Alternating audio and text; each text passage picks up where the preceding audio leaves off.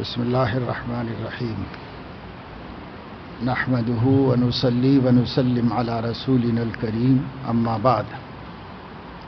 عرض خدمت ہے کہ میری بچی کالج میں پڑھ رہی ہے مگر نقاب کے بدلے میں ماسک استعمال کرتی ہے۔ بار بار بتانے پر بھی وہ اپنی ضد پر ہے۔ گزارش ہے کہ اس کے بارے میں رہنمائی فرمائیں۔ کالج کا ماحول جس قسم کا ہے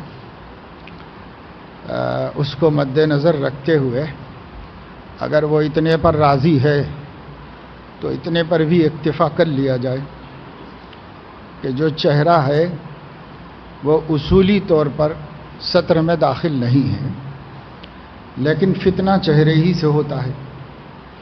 اس وجہ سے نقاب کا حکم ہے اور حجاب میں مسلمانوں نے اس کو شامل رکھا ہے،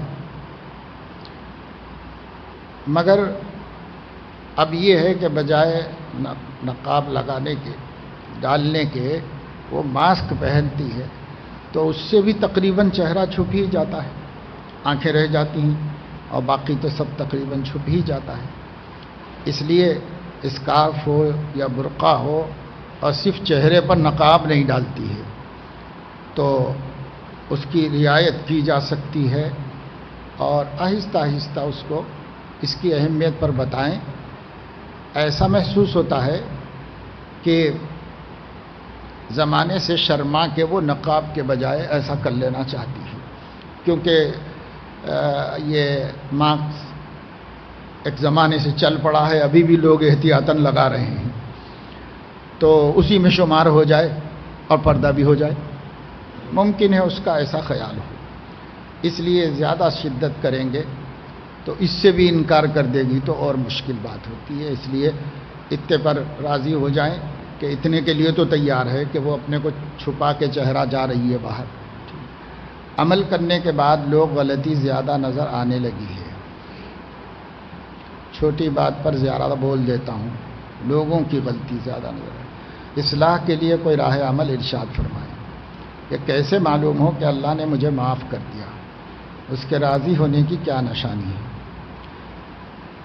ہم جب اچھے کام کر رہے ہوں تو فطری طور پر دوسرا غلطی کر رہا ہے تو غلطی نظر آتی ہی ہے، لیکن یہ سوچ لینا چاہیے کہ ہم کو سے پورے طور پر باعمل ہیں، اس کی دوسری خوبیاں ہوں گی، اس میں کمزور ہوگا، ہم اس میں ٹھیک ہیں، ہمارے اندر دوسری خامیاں ہوں گی۔ اس لیے ہم حق نہیں رکھتے کہ ہم کسی کو حقیر سمجھیں۔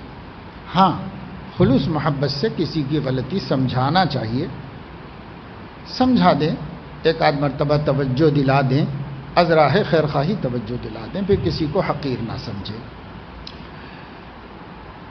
اللہ کے معاف کرنے کی دلیل سب سے بڑی یہ ہے کہ اللہ نے معاف کرنے کا وعدہ فرمایا ہے۔ ثم تاب اللہ علیہم لیتوبوا، اللہ نے تمہیں پھر ان کو توبہ کی توفیق دی تاکہ وہ توبہ کریں۔ تو توفیق توبہ من جانب اللہ ہوتی ہے، جب اس نے توفیق دی تو قبول کیوں نہیں کرے گا؟ اس لیے ہمارا صدق دل سے توبہ کرنا یہی قبولیت کی علامت ہے کہ یہ توبہ قبول بھی ہو گئی۔ اور ایک حدیث میں ہے کہ اللہ تعالیٰ اس وقت تک بندے کی دعا قبول کرتا ہے جب تک کہ وہ یہ نہ کہے کہ قبول نہیں کیا، تو تذبذب کے ساتھ قبول نہیں کرتا، یقین کے ساتھ قبول کرتا ہے۔ موقنا باللہ، آپ توبہ کریں گے ہی یقین کے ساتھ کہ اللہ مجھے ضرور معاف کرے گا، اس لیے معافی مانگ رہا ہوں اللہ سے، اور وہ شریعت کے قاعدے کے مطابق ہو، بس یہ توبہ مقبول ہے۔ اس میں اب شک کرنا بھی جائز نہیں، شک بھی نہ کرے کہ مقبول نہیں، معاف کر دیا اللہ نے، بس ختم۔ ہاں، اس کا تعلق حقوق العباد سے ہو تو اس لیے میں نے بتایا قاعدے کے مطابق ہو توبہ ہو، توبہ قاعدے کے مطابق ہے تو بس قبول ہے، اس میں کوئی شک نہیں۔ راضی ہونے کی کیا نشانی ہے اللہ تعالیٰ کی؟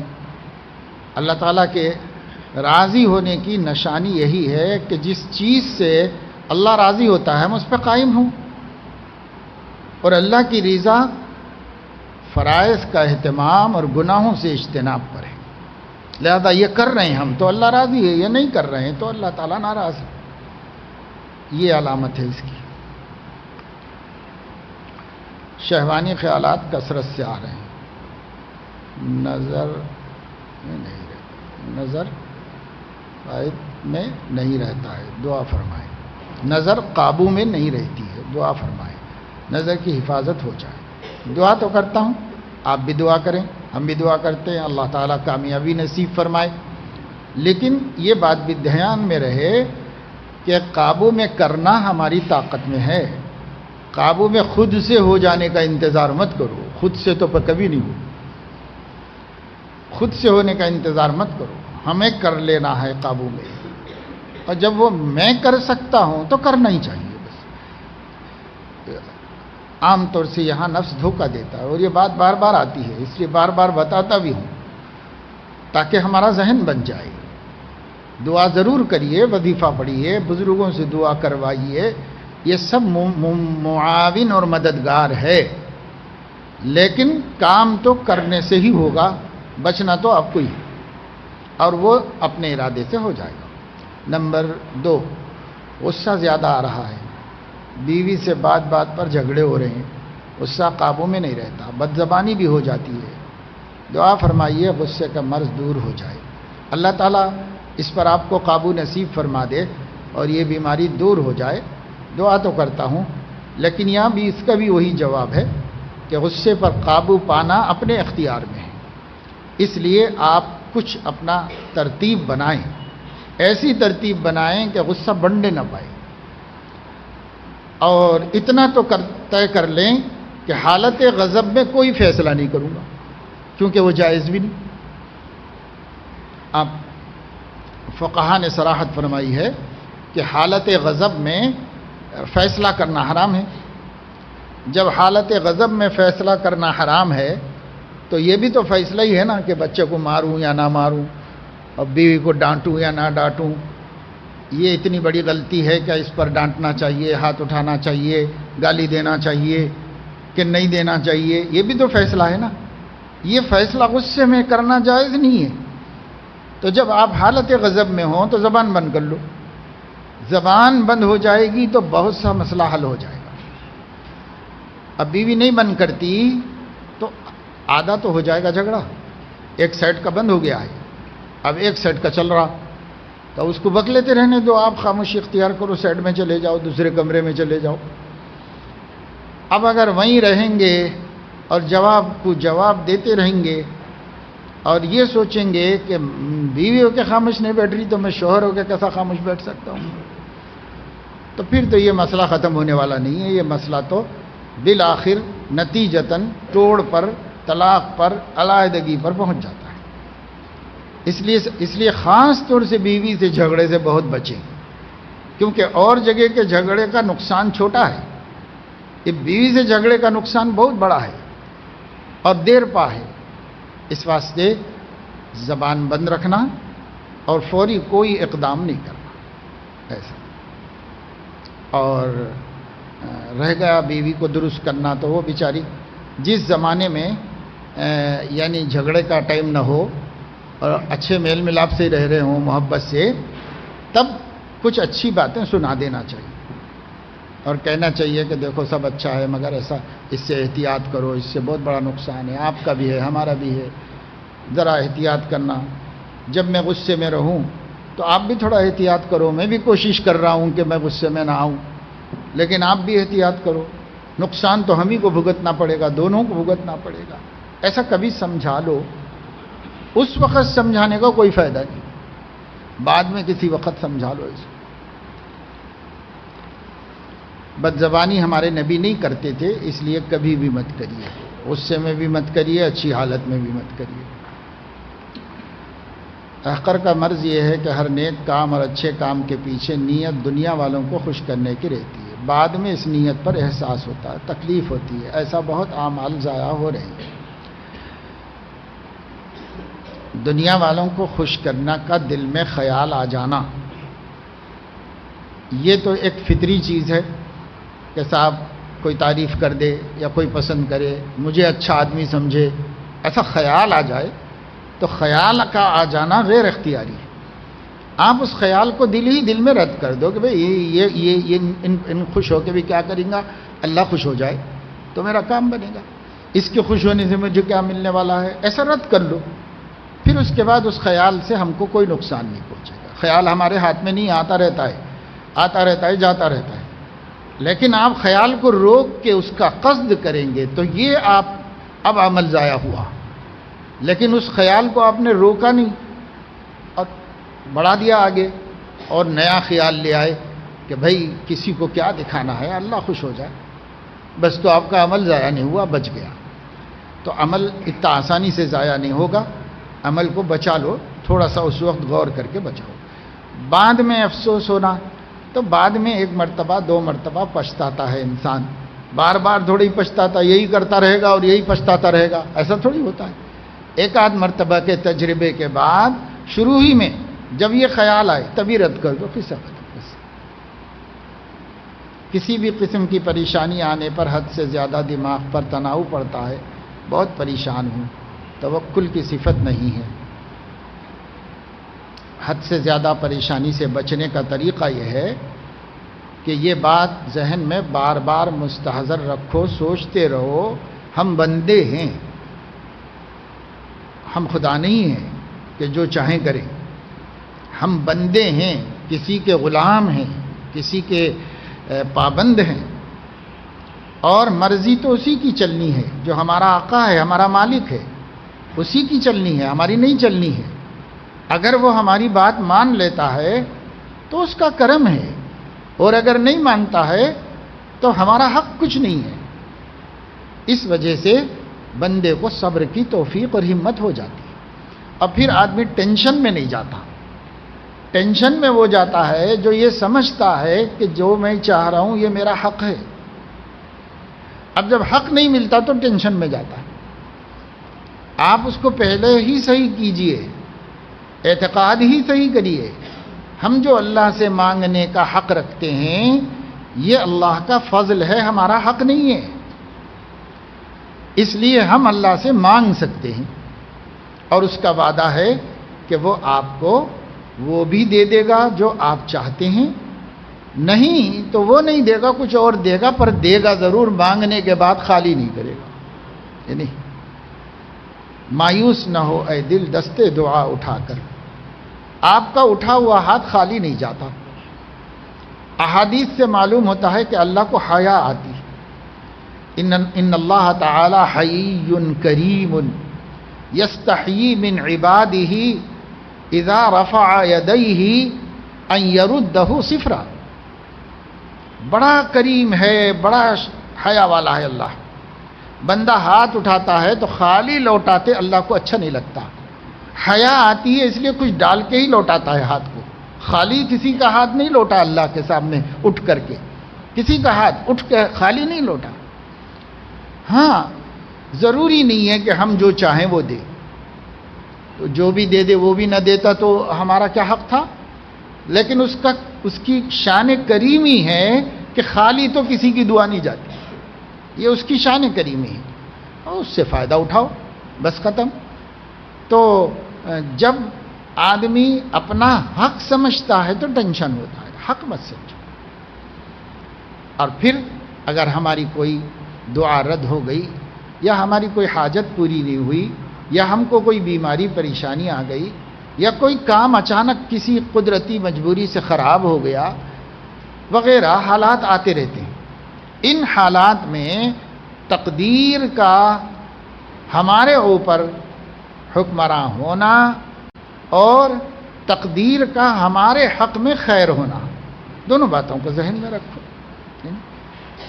حضرت خواجہ صاحب رحمۃ اللہ علیہ فرماتے ہیں، بیٹھا ہوں در پہ مطمئن کے یا رب، حاکم بھی تو ہے حکیم بھی ہے. حاکم ہونے کا تقاضا یہ ہے کہ محکوم کوئی شکایت نہیں کر سکتا، اور حکیم ہونے کا تقاضا یہ ہے کہ حکیم نامناسب کام نہیں کرتا، سب اچھے کام کرتا. جب دو بھی ہے، اللہ حاکم بھی ہے حکیم بھی ہے، تو اب ہمارے کو اطمینان سے اس سے بڑھ کے اور کیا توکل چاہیے بھائی. توکل کے لیے بہت کافی.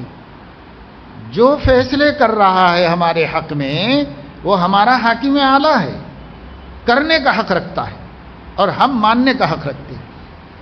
اب پھر وہ حکیم ہے، اندھا دھند نہیں کرتا، اپنے بندوں کی مصلحت مد نظر رکھ کر کرتا ہے۔ لہذا اطمینان کے لیے اور کیا چاہیے آپ کو؟ تو ٹینشن کی کوئی ضرورت نہیں ہے، اطمینان رکھو۔ بیٹھا ہوں در پہ یا رب، بیٹھا ہوں در پہ مطمئن کی یا رب، حاکم بھی تو ہے حکیم بھی ہے۔ بس یہی سوچ لیا کرو، انشاءاللہ ٹینشن نہیں ہوگا، بہت آرام سے رہو گے۔ ہر وقت اللہ تعالیٰ کا استحضار ہر وقت ہونا کیسے پیدا کرے؟ شیخ الاسلام حضرت مولانا تقی عثمانی صاحب دامت برکاتہم نے اس کا آسان طریقہ یہ بتایا ہے کہ جو نبی پاک صلی اللہ علیہ وسلم کی مسنون دعائیں ہیں ان کو یاد کر لو یا ان کے مواقع کو یاد کر لو۔ عربی میں نہیں یاد ہوتی تو اردو میں کر سکتے ہیں، موقع تو یاد کر لو کہ کس موقع پر آپ نے کیا دعا کی، کس موقع پر کیا دعا کی، اتنا جان لیجئے۔ حضرت صلی اللہ علیہ وسلم ہر تغیر حال پر کوئی ذکر کیے ہیں، اذکار میں سے کوئی ذکر ہر تغیر حال پر کی۔ تغیر مطلب چینجنگ، تبدیلی۔ جیسے اٹھے تھے کھڑے ہو گئے تو کچھ، کھڑے تھے بیٹھ گئے تو کوئی ذکر، بیٹھے تھے لیٹ گئے تو کوئی ذکر، آنکھ لگنی چاہتے ہیں تو کوئی ذکر، سو کے اٹھ گئے تو کوئی ذکر، بیت الخلاء میں جانے سے پہلے ذکر، بیت الخلاء سے نکلنے کے بعد ذکر، وضو سے پہلے ذکر، وضو کے درمیان ذکر، وضو کے بعد ذکر، مسجد میں داخل ہوتے وقت ذکر، مسجد سے نکلتے وقت ذکر، گھر میں داخل ہوتے وقت ذکر، گھر سے نکلتے وقت ذکر، بیوی سے ملنے سے پہلے بھی ذکر اور مل لینے کے بعد بھی دعا۔ تو دیکھو کوئی بھی حالت ایسی نہیں ملے گی جو انسان کو پیش آتی ہے اور اس میں نبی نے اللہ کو یاد نہ کیا ہو۔ تو جب ہم ان سنتوں پہ اپنے کو عامل کر لیں گے تو ہر وقت اللہ یاد رہے گا۔ یہ آسان طریقہ ہے، ان سنتوں کی عادت ڈال لو، مسنون دعاؤں کی عادت ڈال لو، ہر وقت ذکر ہے۔ اور تمام دعائیں جو کتاب الاذکار والدعوات میں احادیث کی کتب میں آئی ہیں باقاعدہ بڑی مقدار میں، ہر کتاب میں موجود ہے۔ کتاب الاذکار والدعوات، ذکر کرنے کا بیان، دعاؤں کا بیان، وہ ساری دعائیں اور اذکار سامنے رکھیں گے تو پتہ چلے گا کہ حضور علیہ السلام کی عبدیت کا یہ مقام تھا کہ ہر کیفیت میں اللہ کے محتاجی کا اظہار کرتے تھے، اور جب وہ کام اپنے مزاج کے مطابق ہو گیا تو اللہ کا شکر ادا کرتے تھے۔ اس لیے کچھ دعائیں حمد پر مبنی ہیں، کچھ دعائیں استعاذے پر اور استعانت پر مبنی، یعنی مدد طلب کر رہے ہیں یا پناہ طلب کر رہے ہیں، یہ دعائیں ہیں۔ اور جب کام ہو جائے تو تحمید ہے، اللہ کا شکر ادا کر رہے ہیں۔ تو چاہے عربی کی وہ دعائیں سب کو یاد آسانی سے نہیں ہوتی، چاہے نہ یاد ہوں، لیکن ان دعاؤں کا مفہوم سمجھ کر یہ موقع پر یہ مانگا آپ نے، یہ موقع پہ یہ مانگا، یہ سب سے آسان ہے میرے خیال میں۔ اور حضرت اتنے بڑے عالم دین فرما رہے ہیں کہ یہ آسان طریقہ ہے ہر وقت یاد الہی کا، ہر وقت یاد الہی کا یہ آسان طریقہ۔ تو ظاہر ہے کہ ہمارے نبی ہی ایسے ہیں جو اپنی امت کو احکام دیتے ہیں سہولت کے ساتھ۔ اب ہمیشہ اللہ کو یاد رکھو کا حکم دیا ہے، کتنا مشکل کام، تو سہل بنا دیا اپنے طرز عمل سے۔ اب اتنا آسان ہے کہ اگر آپ اس پہلو سے دیکھو تو خدا کو بھولنا مشکل ہے، یاد رکھنا مشکل نہیں ہے، بھول جانا مشکل ہے، ایسا بنا دیا نبی نے۔ تو اس آسان طریقے سے فائدہ اٹھائیے۔ اللہ کے فضل و کرم سے نمازوں کی پابندی، تلاوت اور ذکر کی توفیق ہو جاتی ہے، لیکن گناہوں سے مکمل اجتناب نہیں ہو پا رہا ہے۔ جو ہو رہا ہے وہ تو بہت اچھا ہے، قابل شکر ہے، اللہ تعالیٰ کا شکر ادا کرتے رہیں کہ وہ باقی رہے اور قائم رہے۔ پر یہ دھیان میں رکھنا چاہیے کہ بسا اوقات آدمی دن بھر کیے مجاہدوں، ریاضتوں، عبادتوں سے کمایا ہوا نور ایک لمحے کے گناہ میں سلب کروا لیتا ہے، ختم کرا دیتا ہے۔ اس لیے نیکیوں پر ثبات تو ضروری ہے، پر اس کے اجر اور اس کے نور کو برباد ہونے سے بچانا بھی ضروری ہے، اور وہ بچانا ہے تو گناہ سے بچنا پڑے گا۔ اس لیے نفس کو سمجھاؤ کہ صاحب تیرے چکر میں میں نہیں آنے والا ہوں، تو ایک راستے سے ادھر بھی مجاہدہ کرا رہا ہے اور سارے مجاہدے کچھ سونے سے پہلے ختم بھی کرا دے رہا ہے، تو میں ایسے چکر میں آنے والا نہیں ہوں بھائی، میں جو کماؤں گا بچا کے رکھوں گا۔ تو جیسا پیسہ اٹھا کے رکھ رہے ہو، ضائع نہیں کر رہے ہو، سونا چاندی اٹھا کے رکھ رہے ہو، ضائع نہیں کر رہے ہو، بھائی نیکی تو اس سے بھی بڑی دولت ہے نا، اس کی حفاظت کرو، اور اس کی حفاظت ہوتی ہے گناہوں سے بچنے میں، اور گناہ کرتے ہیں تو ڈور کھلا رہ جاتا ہے اور چور چوری کر کے چلے جاتا ہے۔ اس لیے گناہوں سے بچنا بھی بہت ضروری ہے۔ دونوں جانب توجہ دیجیے، دونوں میں آگے بڑھنے کی کوشش کرو۔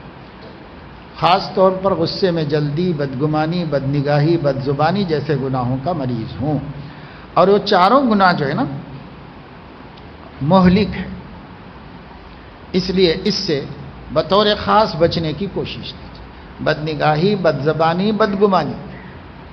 چوتھی چیز جلد بازی۔ جلد بازی حضور صلی اللہ علیہ وسلم نے فرمایا کہ شیطان کی طرف سے، اس میں نقصان ہی ہوتا ہے، فائدہ کچھ نہیں ہوتا۔ حلم جو ہے وہ اللہ کی پسندیدہ صفت ہے، یعنی غور و فکر کے بعد کوئی کام کرنا۔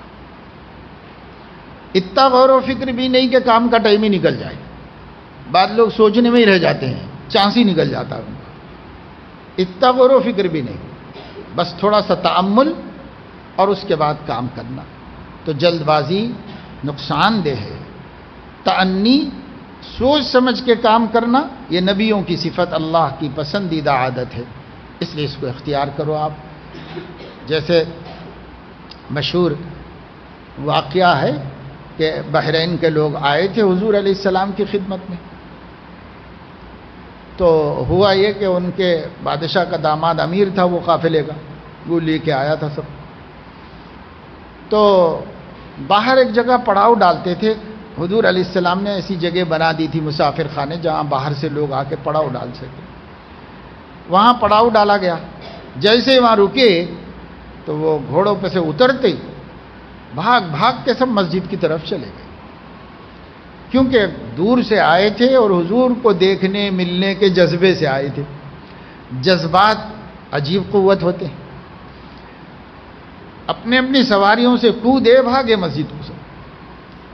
اللہ کے نبی بیٹھے ہوئے تھے، السلام علیکم یا رسول اللہ، ملاقات سب کر وہیں بیٹھ گئے، ایسے ہی میلے کچیلے بکھرے ہوئے، سواریوں کو باندھے بغیر، ان کو گھاس چارہ ڈالے بغیر، سب کود کے بھاگ گئے۔ اب وہ امیر صاحب بیچارے، انہوں نے سارے جانور بنوائے، ان کو چارہ دیا، پانی دیا، تھک کے آئے ہیں جانور، کھا کے سوئیں گے، اس لیے سب ان کو دیا حق ان کا۔ پھر انہوں نے خود غسل کیا، دوسرے کپڑے پہنے صاف ستھرے، اور اس کے بعد آئے، ملاقات کی۔ حضور علیہ السلام لوگوں سے پوچھ رہے تھے، بھئی تمہارے امیر کہاں ہیں؟ تو کہا نہیں، وہ ابھی نہیں آئے، دیر سے آئے۔ آپ نے پوچھا کہ کیا بات ہے بھئی، آپ کہاں رہ گئے تھے؟ لوگ اتنی دیر پہلے آ چکے ہیں سب۔ کہنے لگے کہ یا رسول اللہ ایسا ہوا کہ یہ لوگ تو ایسے ہی آ گئے، سب اپنا کام بھی نہیں کیا، اپنے جانوروں کا کام بھی نہیں کیا، میں نے سب کو چارہ دیا، پانی دیا، باندھا کھوٹوں سے، سامان ایک جگہ رکھا، اور پھر میں میلا کچیلا تھا، بال بکھرے ہوئے تھے، گرد آلود تھا، آپ کی خدمت میں کیسے آ جاتا اس حال میں؟ اس لیے نہایا دھویا صاف ستھرا ہو کر آپ کی خدمت میں حاضر ہوا۔ تو حضور علیہ السلام نے فرمایا کہ تمہارے اندر ایک ایسی صفت ہے جس کو اللہ اور اس کا رسول پسند کرتا ہے، اللہ پسند کرتا ہے، اس کا رسول پڑھتا ہے۔ انہوں نے پوچھا وہ کون سی دو صفتیں ہیں؟ تو فرمایا الحلم والتعنی، جلد بازی اور الحلم، بردباری اور جلد بازی نہ کرنا، یہ دو چیزیں۔ تمہارے اندر اللہ کو اور اس کے نبی کو پسند ہے۔ انہوں نے پوچھا کہ یا رسول اللہ یہ صفتیں اب آپ کی خدمت میں آنے کے بعد پیدا ہوئی یا پہلے سے ہے میرے اندر؟ تو حضور نے فرمایا پہلے سے تمہارے اندر ہے، لیکن جو اچھی چیزیں ہیں کسی کے بھی اندر ہوں اللہ کو تو پسند ہے، چاہے کافر کے اندر کیوں نہ ہو، پسندیدہ ہے بس یہ صفتیں پسندیدہ ہیں اللہ کو۔ تو بھائی ہم مومن ہیں، اللہ کی پسندیدہ صفت سے کیوں دور ہیں؟ یہی سوچیں اور پھر کوشش کر کے اللہ کی پسندیدہ صفت اپنے اندر پیدا کریں، نبی کی پسندیدہ، اللہ کی پسندیدہ صفت الحلم والاناء، یہ دو چیزیں ہیں، یہ اپنے اندر پیدا کریں۔ اور بدگمانی کے بارے میں حضور علیہ السلام نے فرمایا کہ جو بدگمانی ہے وہ بدترین گناہ ہے، اور بد نگاہی کے نقصانات تو آپ سنتے ہی رہتے ہیں۔ بد زبانی سے سوائے جھگڑوں کے اور فساد کے اور کچھ نہیں ہوتا۔ اس لیے ہمارے حضرت شاہ حکیم کلیم اللہ صاحب دامت برکاتہم اکثر فرماتے ہیں یہی تین باتیں: سب گناہوں سے بچو، خصوصاً بد زبانی سے، بدگمانی سے، بد نگاہی سے، خصوصاً ان سے بچو، کیونکہ یہ بہت عام بھی ہے اور بہت مہلک بھی ہے۔ کوشش سے سب ملے گا انشاءاللہ تعالی۔ میرے لیے دعا کریں کہ میں قرآن اچھی آواز سے پڑھ سکوں اور کثرت سے پڑھوں اور سمجھوں اور عمل کروں۔ دعا تو کرتے ہیں، آپ ایسا کرنا بھی شروع کر دیجیے۔ کثرت سے پڑھنا آپ کے ہی ہاتھ میں ہے، ٹائم ٹیبل ایسا بنائیے کہ ضروری کاموں سے فراغت کے بعد جتنا کثرت سے پڑھیں۔ قرآن بڑی نعمت ہے۔ ہمارے ایک دوست گھر میں بور ڈال رہے ہیں، دعا فرمائیں کہ پانی جلد سے جلد نکل آئے، اللہ پاک آسانی سے سہولت سے ٹھنڈا میٹھا پانی عطا فرما دے۔ معمولات یومیہ بعد فجر بجائے قبل الفجر کر سکتے ہیں، جو اپنی سہولت کا ٹائم ہے اس میں کر دیجیے۔ میری طبیعت خراب چل رہی ہے، دعا کریں اللہ تعالیٰ شفاء کاملہ عاجلہ مستمرہ نصیب فرمائے۔ آخر یہ سوچتا ہے کہ ایک بات میں تذبذب ہی نہیں ہے اور وہ کام جائز بھی ہے، تو اب شیخ سے پوچھنے کی کیا ضرورت ہے؟ کیا یہ خیال درست ہے؟ کوئی کام ہے وہ جائز بھی ہے اور آپ کو تذبذب بھی نہیں ہے، تو اب پوچھنے کی کیا ضرورت ہے؟ تو آپ سے کہا ہی کس نے کہ ہر بات پوچھو؟ ہر بات پوچھنے کے لیے کس نے کہا؟ وہ پوچھو جس میں آپ کو تذبذب ہے، اور وہ پوچھو جس کا گناہ ہونا ثابت ہے اور اس میں ابتلا ہے، اس کو پوچھو۔ باقی سب جو اچھا ہے کرتے رہو، اچھے کو، اس میں پوچھنے کا کیا ہے؟ کھٹک جہاں ہوتی ہے وہاں بڑے سے رہنمائی دیتے۔ اور ایک بات ہے کہ جس بات کے پوچھنے سے اندیشہ ہو کہ جو بات کا حضرت حکم دیں گے حقر عمل نہیں کر سکے گا، لہذا پوچھ کر نافرمانی میں مبتلا کیوں ہوں؟ اور وہ کام حقر کرنے جا رہا ہے، ناجائز نہیں ہے، کیا یہ درست ہے؟ کام ناجائز نہیں ہوتا، بسا اوقات اپنے لیے مفید بھی نہیں ہوتا، تو اس کے لیے پوچھ لینا ہی چاہیے آدمی۔ فرائض اور واجبات اور سنتوں کے ادا کرنے میں تو کیا پوچھنا ہے؟ وہ تو اللہ رسول کا حکم ہے، وہ تو شیخ منع کرے گا بھی تو نہیں کرنا ہے۔ اب جو اس کے آگے کی چیزیں ہیں بسا اوقات جائز ہونے کے باوجود مفید بھی ہو سکتی ہے، مضر بھی ہو سکتی ہے، اور ایک شخص کے لیے مفید ہو سکتی ہے، ایک شخص کے لیے مضر ہو سکتی ہے، اس کے اپنے احوال کی روشنی۔ چونکہ شیخ کے سامنے آپ کی صورتحال ہے، آپ زیر تربیت ہیں، اس لیے آپ کو پوچھ لینا چاہیے۔ رہ گیا نفس کا یہ کہنا کہ پوچھ کر میں عمل نہیں کروں گا تو نافرمانی ہوگی، تو نافرمانی سے بچنے کے لیے پوچھا ہی نہ جائے۔ یہ بہت بڑا وسوسہ ہے، اس واسطے کہ ارے بھائی پوچھنا اسی لیے ہے کہ فرما برداری کریں، پوچھ کے نافرمانی کرنے کا کیا ہے؟ ہو ہی نہیں سکتی نافرمانی۔ آپ پوچھ رہے ہیں اس لیے کہ وہ میری رہنمائی کریں صحیح راستے کی، جب انہوں نے کر دی تو آپ کو عمل کرنا چاہیے، اب اپنی رائے کو دخل ہی نہیں دینا چاہیے۔ تو یہ چیز جو ہے وسوسہ ہے، شیطان چاہتا ہے کہ خواہشات میں مشغول رکھے آدمی، اس لیے وہ ڈرتا ہے کہ کہیں منع نہ کر دیں تو پھر میری خواہش رک جائے گی، اس لیے ڈرتا ہے وہ. تو اس وجہ سے کہیں منع نہ کر دیں تو ظاہر ہے کہ آپ کو جو ڈاؤٹ ہے تو وہ ڈاؤٹ اسی بنیاد پر ہے کہ آپ بھی سمجھتے ہیں کہ میرے حق میں مضر بھی ہو سکتا ہے، آپ بھی سمجھتے ہیں. تبھی یہ مسئلہ ہے کہ اگر منع کر دیں تو میں نافرمانی کروں گا. تو اس کا مطلب یہ ہے کہ پوچھنے سے پہلے طے ہے کہ ماننا نہیں ہے. یہ پہلے طے ہے کہ ماننا تو نہیں ہے مجھے، ہاں میرے حق میں آ جائے تو مان لوں گا اور میرے حق میں نہ آئے تو نہیں مانوں گا. یہ پہلے ہی طے کیا ہوا ہے. تو اس پوچھنے کا کیا فائدہ ہے، اس رہنمائی کا کیا فائدہ ہے؟ کاروبار ہیں، اس میں جس بندے سے میرے معاملات تھے اس کو حسب معمول اخر ایک بڑی رقم اس کے حوالے کیا، مگر وہ بندہ لے کر غائب ہو گیا. اب مجھے کیا کرنا چاہیے؟ تو اس کو ڈھونڈ کے لانا چاہیے، اور کیا کرنا چاہیے؟ مجھے اتنا غصہ آ رہا ہے کہ ملنے پر اس کے ہاتھ کاٹ دوں، کیونکہ اسلام میں چوری پر ہاتھ کاٹ دینے کا حکم ہے. لیکن سب چوری ثابت ہوگی تب نا. اور پھر ہاتھ بھی کون کاٹے گا؟ امیر المومنین کاٹے گا. حدود کا نفاذ امیر المومنین کرتا ہے، ہر کوئی شخص نہیں کرتا. حدود کا نفاذ جو چاہے کر لے، نہیں.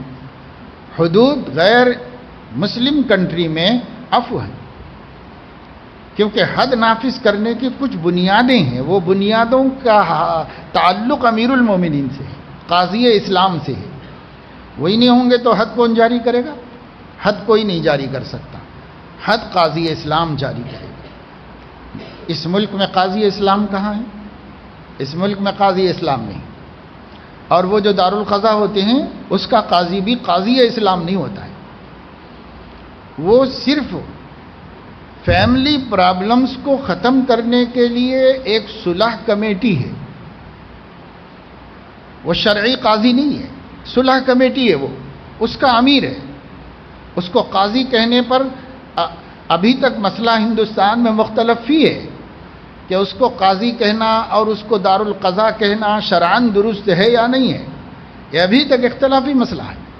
جب امارت شرعیہ نے دارالقضا قائم کیا تو جمعیت العلماء نے اختلاف کر کے محکمہ شرعیہ نام رکھا اس کا، کیونکہ قاضی تو کچھ حقوق رکھتا ہے وہ ہم دے نہیں سکتے ملک میں. اس ملک میں اس کو وہ حقوق مل نہیں سکتے. اس لیے ابھی بھی ایک میٹنگ میں بات آئی تھی کہ صاحب جگہ جگہ دارالقضا اصلاح معاشرہ کے ضمن میں قائم کی جائے. بڑے بڑے اکابر علماء بیٹھے ہوئے تھے. پھر کسی عالم نے وہاں پر بھی ایک چٹھی دی کہ کیا دارالقضا کا وہ اختلاف ختم ہو چکا ہے اور دیوبند اتفاق کر چکا ہے؟ تو پھر بتایا گیا کہ صاحب ابھی تک ہم اتفاق نہیں کر چکے ہیں، لیکن عرفاً بولا جا رہا ہے. بس عرفاً اس کو دارالقضا بولا جا رہا ہے. تو خیر وہ ایک علمی مسئلہ ہے. میں آپ کو صرف یہ چاہ رہا ہوں کہ فیصلہ کون کرے گا؟ جب قاضی اسلام نہیں ہے تو فیصلہ نہیں ہوگا. اور جو دارالقضاؤں میں اور محاکم شرعیہ میں بٹھا کے بات چیت کر کے کچھ طے کیا جاتا ہے، یہ جو طے کر کے لکھائی پڑھائی ہوتی ہے صلح نامہ ہے. فریقین کو راضی کر کے فساد سے بچا لینا، فریقین کو راضی کر کے کسی نقصان میں پڑنے سے روک لینا، یہ صلح نامہ ہے. صلح نامہ کے علاوہ اس کی کوئی شرعی قانونی حیثیت نہیں ہوتی. یہ صلح نامہ ہے. تو یہ ہاتھ واتھ کاٹ دینے کی بات تو صرف جذبات ہیں. آپ کو تکلیف ہوئی ہے، آپ کا پیسہ لے کے بھاگ گیا ہے تو تکلیف ہوئی ہے، جذبات ہے. اگر آپ کاٹ بھی دیں گے تو پھر آپ کو بھی جیل جانا پڑے گا. تو یہ معاملہ اللہ کے حوالے کرو. وکیل سے مشورہ کرنا ہے تو کرو، قانون دانوں سے پوچھو، سرکار سے مدد لی جا سکتی ہے تو مدد لو. یہ سارے کام کر کے عام مجرم تک پہنچ کر اپنا حق وصول کر سکتے ہیں. یہ کام آپ کر سکتے ہیں. شیخ جی اکثر ایسے وسوسے آتے ہیں کہ ازدواجی زندگی میں گھر میں کبھی بہت بحث ہو جاتی ہے، تو اس وقت بحث میں منہ سے کوئی لفظ یا جملہ ایسا نکل جاتا ہے جس سے نکاح ٹوٹ جانے کا اندیشہ ہو جاتا ہے. شاید کوئی بات نکل گئی ہو، شاید ایسا کہا ہو، مگر اچھی طرح یاد ہے کہ کوئی صریح لفظ نہیں نکلا. الحمدللہ بہت قابو میں رہتا ہوں. اور ایک بات بار بار کہتا رہتا ہوں کہ بار بار بحث نہیں کرنا چاہتا، اگر تو آرام سے رہنا چاہتی ہے تو میں بھی آرام سے رہنا چاہتا ہوں، کچھ فکر کرو کہ آپ اور میں دونوں آرام سے رہیں، روزانہ یہ بحث لڑائی نہ ہو، ایسا کہنا کیا کبیرہ گناہ ہے، صبر نہیں کر پا رہا ہوں۔ اس میں تو کوئی ایسی بات نہیں ہے، آپ جو ہیں جو بولتے ہیں وہ اصلاح حال کے لیے بول رہے ہیں، سمجھانے کے لیے بول رہے ہیں۔ تو طلاق جو ہے وہ صریح الفاظ سے ہوتی ہے، اور کنایات میں نیت کو پوچھا جاتا ہے کہ آپ کی نیت کیا تھی، یہ پوچھ کر قاضی مفتی فیصلہ کرتا ہے۔ کنایات میں نیت کا اعتبار ہے، اور جو صریح الفاظ ہیں اس میں نیت ویت کچھ بھی نہیں، الفاظ ہی کا اعتبار ہے۔ تو جب وہ بولتے نہیں آپ اور یہ بولتے ہیں، اور نیت یہ بھی نہیں ہے کہ علیحدگی ہو جائے، تو پھر بھی کوشش کیجئے کہ کنایات بھی استعمال نہ کریں، افہام تفہیم کرتے رہیں، بس جتنا صبر کر رہے ہیں اور کرتے رہو، اللہ اس صبر کا اچھا بدلہ عطا فرمائے گا انشاءاللہ۔ ایک مدرسے میں مدرس ہے، وہاں کے اصول ہیں کہ بچوں کو مارنا نہیں، صرف باتوں سے کام لو، مارنا منع ہے، اس لیے مارتا تو نہیں، مگر زبان سے کوئی بات کر دیتا ہوں اور اندر اندر غصے کو دبا دیتا ہوں، مگر خیال آتا ہے کہ جب ماروں مگر نہیں کرتا، خوب ماروں مگر نہیں کرتا، ایسا غصہ کرنا یا زبان سے کچھ الفاظ کہنا ایسا ہے۔ حضرت تدریسی میں فکر سے اچھا ہی پڑھاتا ہوں، مگر پھر بھی وہاں کے ذمہ دار صاحب کہتے ہیں کہ آپ ایسا مت پڑھاؤ۔ وہ صاحب بھی پابند نہیں، خود اپنی فکر نہیں کرتے، مگر مجھ پر کڑی نظر رکھتے ہیں۔ ایسی جگہ کام کرنا اور دل سے کھل کر کام کرنا مشکل ہو گیا ہے۔ یہ تو آپ فیصلہ کر لو۔ پہلی بات جو اس میں ہے کہ نہیں مارتے، نہیں مارو، مارنے کا جی چاہ رہا ہے تو چھوڑو، جی میں آتا ہے کہ بھائی اس کو خوب مار کے درست کرو، ایسا آتا ہے، آنے دو، کوئی بات نہیں۔ جب آپ عمل نہیں کر رہے ہیں تو قابو میں ہیں، اللہ کا شکر ہے، اللہ کا شکر ادا کرو، قابو ہی میں رہو۔ اب رہ گیا ہے کہ کسی جگہ محنت کر رہے ہو، اچھا پڑھا رہے ہو، اور ذمہ دار کو آپ کی قدر نہیں، وہ خواہ آپ کے پیچھے پڑا ہوا ہے، تو اگر ہمت ہے تو کام چلتے رہنے دو، بچوں کو ملحوظ رکھ کے کہ بھئی ان بچوں کا بھلا ہو جائے، ان کا نقصان نہ ہو، ان کو برداشت کر لو۔ ہمت ساتھ نہیں دے رہی ہے تو چھوڑ دو، کوئی دوسری جگہ پہ کام کر لو جا کر۔ اس عاجز بندے میں ایک عادت کہ جب بھی کسی سے کوئی اذیت والی بات پہنچتی ہے تو صبر برداشت کر لیتا ہوں، دل میں کوئی تکلیف نہیں ہوتی، نظر انداز کر لیتا ہوں، مگر گھر میں اہلیہ کوئی تکلیف والی بات کرتی ہے تو برداشت نہیں ہوتا، بہت بحث ہو جاتی ہے، وہ برابر باتیں کرتی جاتی ہے، غصہ آتا ہی رہتا ہے، ایسا ہر دن ہو ہی جاتا ہے۔ دل میں خیال آتا ہے کہ یہ میرے لیے دل کا بوجھ بن گئی ہے، دین کے کاموں میں مدد کرنے کے بجائے رکاوٹ بن رہی ہے، ذہنی سکون نہیں ہے، بہت بار ارادہ کرتا ہوں کہ گھر والی کو برداشت کر لوں، مگر بات ایسی کرتی ہے کہ برداشت سے زیادہ ہو جاتی ہے۔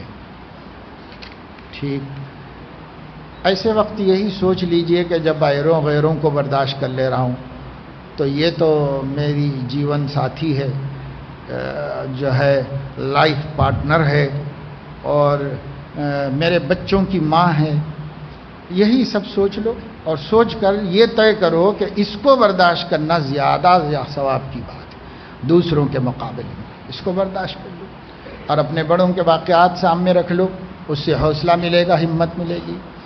امیر المومنین عمر فاروق نے یہی فرمایا تھا کہ صاحب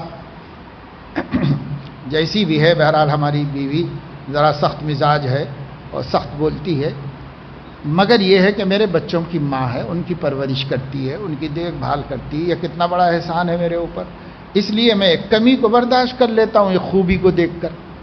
تو گویا یہ ضابطہ بتا دیا گیا کہ خوبیوں پر نظر کر کے برداشت کر لو، اور خامیوں کی اصلاح کی فکر رکھو، لیکن جھگڑے کا سبب بنتا ہے، بننے مت دو۔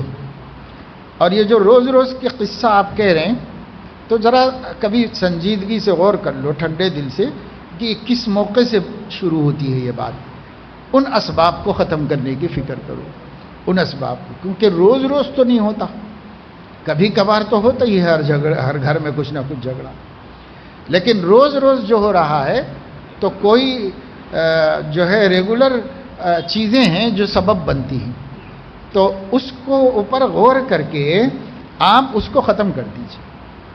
وہ آپ سبب بن رہے ہوں تو خود ہی چھوڑ دیجیے، اور اگر بیوی ہی سبب بن رہی ہے تو آغاز کیسے ہو رہا ہے، اس آغاز کا حل نکالنے کے لیے غور کر لو، انشاءاللہ مدد ملے گی، اس سے کام آسانی سے آپ کا حل ہوگا۔ بس اوقات یہ ہوتا ہے کہ بات چھوٹی سی ہوتی ہے لیکن دونوں کی طبیعت میں حدت ہوتی ہے، اس لیے وہ چھوٹی بات کو دونوں مل کے بڑی کر لیتے ہیں۔ اس واسطے اسباب پر غور کرو۔ طبیب کیا کرتا ہے، پھوڑے پھنسی کو نہیں دیکھتا، خون خراب ہو گیا ہے تو خون کو جو ہے درست کرو، یہ دیکھتا ہے۔ اسی طرح ہم کو بھی جو برے احوال گھر میں پیدا ہو رہے ہیں تکلیف دہ، ان کی لم اور ان کی حقیقت تک پہنچو، اور جہاں جڑ ہے نا وہ جڑ کو کاٹو، پھر انشاءاللہ ایسے کام یا تو کم ہو جائیں گے یا پھر انشاءاللہ ختم بھی ہو جائیں گے۔ تو اس لیے حکمت عملی سے ایسا کر لیجیے۔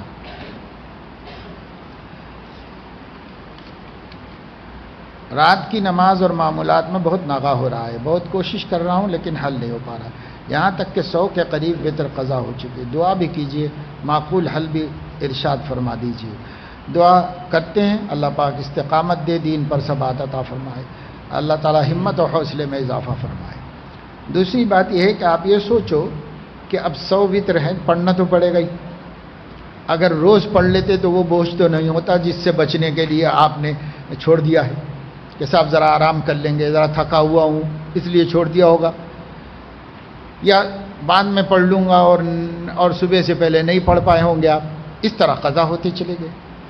اب یہ جو قضا ہو گئے وہ جس تھوڑی سی اراحت کے لیے آپ نے قضا کیا تھا، اب 100 پڑھنا زیادہ آسان ہے، 100 دفعے کی وتر 300 رکعتیں پڑھنا زیادہ مشکل کام ہے، یا اس دن اب وقت پہ ہی پڑھ لیتے تو زیادہ مشکل ہوتی، وہ 3 رکعتیں اسی دن پڑھ لیتے تو زیادہ مشکل تھا، یا اب 300 رکعتیں پڑھنا تو ہے ہی۔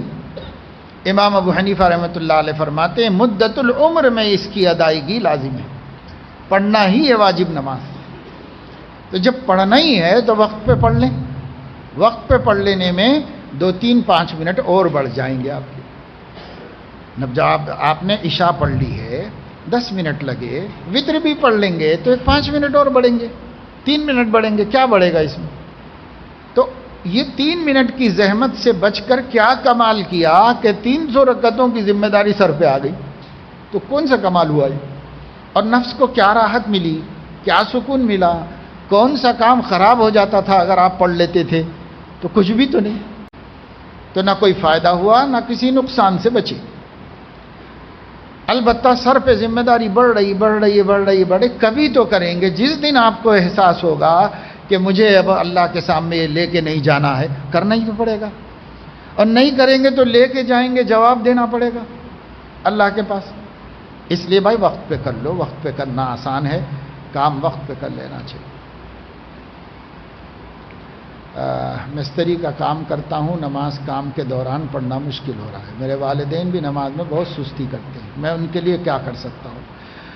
آپ خود تو پابند بن جاؤ اور ان کو نصیحت کرتے رہو، یاد دہانی کرتے رہو کہ پڑھنا ہی پڑتا ہے، ابا پڑھنا پڑے گا، پڑھی ہے اب نہیں کل، بہرحال اللہ کا دین ہے، اللہ نے فرض کی ہے ہمارے اوپر، اللہ ہم کو صحت دیا ہے، سلامتی دیا ہے، ایسے ویسے سمجھاتے رہو، اور موقع دیکھ کے سمجھاؤ، جب وہ تھکے ہوئے ہوں، سننے کے موڈ میں نہ ہوں تب نہ بولو، موقع مناسب دیکھ کے ان کو بولتے رہو، ایک بات۔ دوسری بات یہ ہے کہ آپ کا اپنا مسئلہ تو اپنے ہاتھ میں ہے، اس لیے پابندی کرو۔ بہت سے مزدور ایسے ہیں جو کام میں خیانت نہیں کرتے، کام چور نہیں ہیں، لیکن نماز پڑھتے ہیں، تو ان کا مالک بھی کہتا ہے کہ نماز پڑھ لو آپ، تو نماز پڑھنے کی مدد کرتے ہیں، غیر مسلم تک مدد کرتے ہیں۔ ہمارے ایک دوست تھے مولانا صاحب، گاڑی چلاتے تھے، ان کا ذریعہ معاش گاڑی کار تھی، کرائے پہ چلاتے تھے، خود ہی ڈرائیونگ کرتے تھے، ابھی بھی حیات ہیں، بہت ضعیف ہو گئے۔ تو وہ بتاتے تھے کہ اکثر مجھے انگیج کرنا، آج کل تو سب کے پاس گاڑی آ گئی ہے، اس زمانے میں گاڑیاں سب کے پاس نہیں تھیں، تو اکثر مجھے انگیج کرتے تھے، ہفتے کے 7 دن تقریباً۔ کچھ مارواڑی تھے جن کے بڑے بڑے کاروبار تھے، زمینوں کے کاروبار تھے ان لوگوں، وہ مجھے پہلے ہی لکھا دیتے تھے فلاں تاریخ فلاں تاریخ فلاں تاریخ آپ کو چلنا ہے، تو زیادہ تر غیر مسلموں کو ہی لے کے جاتا تھا، اور یہ لوگ جانتے تھے کہ میں نماز نہیں چھوڑتا، ان کو معلوم تھا۔ تو ہمیشہ ان لوگوں کا میرے ساتھ رویہ ایسا رہا کہ جب نماز کا ٹائم ہوتا اس وقت کہتے تھے کہ مولانا صاحب ذرا کسی ڈھابے وابے پہ روک دیجئے، ہم لوگ چائے وائے پی لیں گے، آپ اپنی نماز کر لیجیے۔ تو وہ خود رکواتے تھے، وہ خود رکوا کے نماز پڑھنے کا موقع دیتے تھے۔ کیوں؟ آدمی وفادار تھا، دیانتدار تھا، محنتی تھا، کہنا مانتا تھا، ساتھ دیتا تھا۔ تو ایسا آدمی کی کس کو ضرورت نہیں ہے؟ ایسے آدمی کی سب کو ضرورت ہے۔ اب اس آدمی میں ایک چیز ان کو لگ رہی کہ صاحب یہ تھوڑا سا اپنی بندگی عبادت میں ناغہ بھی نہیں کرتا، تو وہ بھی تو سمجھتے ہیں نا کہ ایک اچھا کام ہے، کرتا ہے تو کر لینے دو، ہمارے کام میں کمی نہیں کرتا۔ تو اس وجہ سے ہم اپنا معمول ایسا بنائیں۔ ماشاءاللہ بہت سے نوجوان بھی کاریگر ایسے ہیں، نماز کبھی نہیں چھوڑتے۔ نہیں، ایسے بچے ہیں، الیکٹریشین ہیں، اور برسوں سے دیکھ رہا ہوں میں، بڑے بڑے کام لیتے ہیں، بڑی بڑی بلڈنگیں لیتے ہیں، کام کرتے ہیں، مگر نماز نہیں چھوٹتی۔ یہی نہیں، بنا جماعت بھی نہیں پڑھتے، مسجد جا کے جماعت سے ہی پڑھتے ہیں۔ اور کام زیادہ تر غیر مسلموں کے بڑے بڑے کنٹراکٹر بلڈرز کے پاس کام کرتے ہیں۔ کیوں؟ اچھا کرتے ہیں، وقت پہ کر کے دیتے ہیں۔ اب بیچ میں نماز کے لیے جاتے ہیں، ظہر پڑھنا ہے تو فوراً کپڑے بدل کے، موٹر سائیکل اسٹارٹ کر کے، جو بھی قریب میں مسجد ہے وہاں جا کے جماعت سے ہی پڑھ کے آتے ہیں۔ پھر کام کرتے ہیں، کام میں دیر ہو جاتی ہے، 5 بجے ختم کرنا ہے، 7 بجے تک کرتے ہیں، آج کا پورا کر کے دیتے ہیں، اس میں کوئی کمی نہیں کرتے۔ تو وہ لوگ بولتے ہیں کہ صاحب اور بھی کچھ نمازیں پڑھنا ہے تو پڑھ لو، مگر کام ہمارا کر دو۔ تو نماز سے تمہارا ہمارا کیا جھگڑا ہے؟ تو اس کی اپنا مزاج بنانا چاہیے۔ تو مزدور بھی انشاءاللہ نماز پڑھ سکتا ہے، مستری بھی پڑھ سکتا ہے۔ کھانے کے لیے تو اتریں گے آپ، جب اتریں گے ٹفن کھولیں گے، کھانا کھائیں گے، تو اس میں آپ نماز بھی شامل کر لیجیے کہ جلدی سے وضو بنانا ہے، نماز پڑھ لینا ہے، اور نماز پڑھ کے آپ کھانا کھا لو، کھانے کا ٹائم کم کر لو۔ بعض مزدور لیٹ جاتے ہیں دوپہر میں تھوڑا سا، اللہ کے خاطر نہ لیٹو، نماز پڑھ لو، اتنے وقت میں کام پہ چڑھ جاؤ۔ آپ چاہیں گے تو سب آسانیاں ہوں گی، انشاءاللہ کرو، کوشش کرو۔ بہرحال آگے پیچھے ہو جائے، جماعت بھی چھوٹ جائے، تب بھی قضا مت کرو۔ اللہ جانتا ہے کہ بندہ کسب حلال کے لیے محنت کر رہا ہے، درگزر کر دے گا، اللہ تعالیٰ معاف کرے گا، مگر قضا مت کرو، قضا مت ہونے دو، ٹائم کے اندر پڑھ لو نماز۔ ایسے سوال یہ تھا کہ نیک صحبت اختیار کرنے کے لیے کسی سے دوستی کس حد تک کرنی چاہیے؟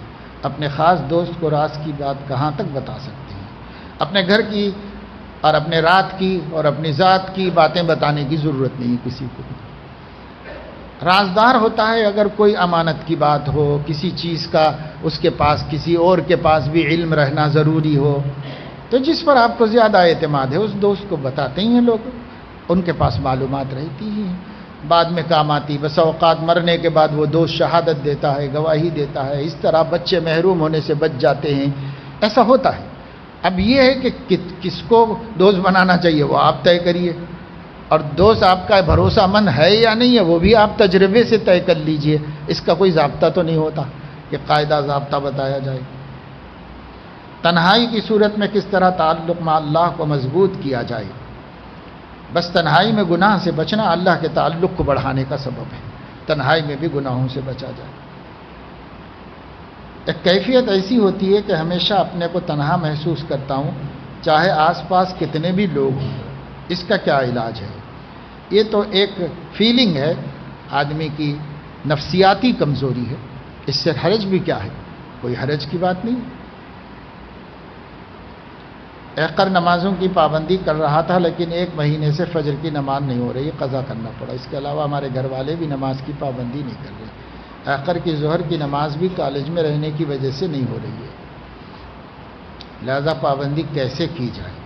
کیسے کی جائے؟ آپ کی نوکری میں آپ ہی طے کرو کہ کیسے کی جائے۔ نماز قضا تو نہیں ہونی چاہیے، مومن کو نماز قضا کرنے کی کوئی صورت بھی نہیں، اجازت ہی نہیں ہے، نہ نوکری کی وجہ سے، نہ تعلیم کی وجہ سے، کسی بھی وجہ سے اجازت نہیں۔ نماز تو پڑھنی ہوگی، نماز پڑھنی پڑے گی۔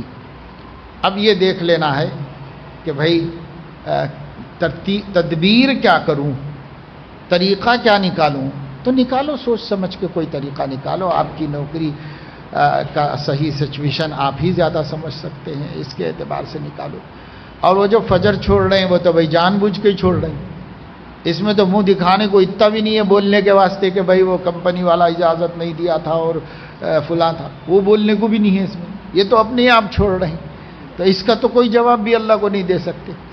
تو اس واسطے بھائی نماز ہمت کرو، وقت پہ اٹھو، گھر والوں کو جگا دو، پڑھ لیں ٹھیک ہے، نہیں پڑھ لیں جواب تو ان کو دینا ہے اللہ کو، وہ عاقل بالغ ہیں، باقی ہم عذرا ہے خیر خواہی، بولنا مت چھوڑو، بولتے رہو حکمت سے، وقتاً فوقتاً یاد دہانی کرتے رہو۔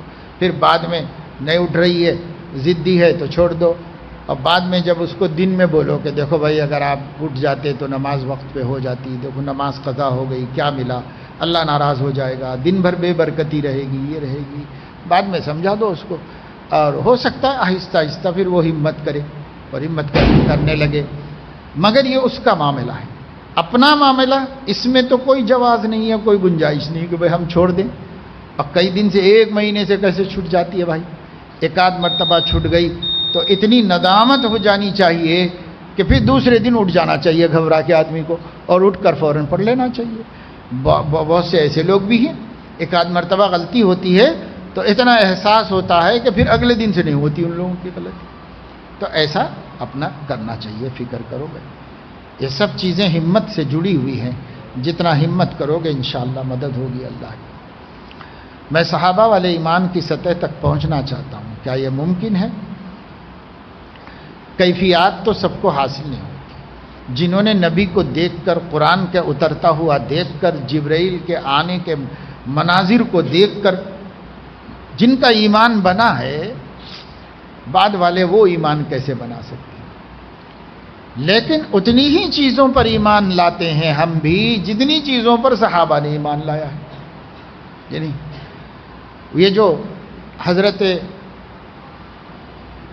امام ابو حنیفہ رحمۃ اللہ علیہ کا ایک قول ہے جسے لوگوں نے غلط سمجھ کے بڑی مخالفت بھی کی ہے، بعد دوسرے مسلک والوں نے، کہ امام صاحب نے یہ فرمایا کہ ایمانی کا ایمان جبرائیل، میرا ایمان جبرائیل کے ایمان کی طرح ہے، ان کا بھی وہی ایمان ہے، میرا بھی وہی ایمان ہے، دونوں کے ایمان میں کوئی فرق نہیں۔ تو اس سے بظاہر یہ ہوا کہ صاحب جبرائیل جو اللہ کے حضور میں رہتے ہیں، ان کے ایمان ان کی کہاں سے ہو گئی بھائی؟ پھر جبرائیل کے نبی ہیں اور صحابہ ہیں اور سب کو، آپ جبرائیل تک پہنچ گئے اور وہاں لے جا کے اپنا ایمان ان کے مشابہ کر دیا۔ اس کو لے کے لوگوں نے بہت کچھ اچھالا، لیکن حقیقت یہ ہے کہ ان کے شاگرد امام ابو یوسف رحمۃ اللہ علیہ نے اپنے استاذ کے اس جملے کی تشریح کی، اس سے حقیقت سمجھ میں آ گئی۔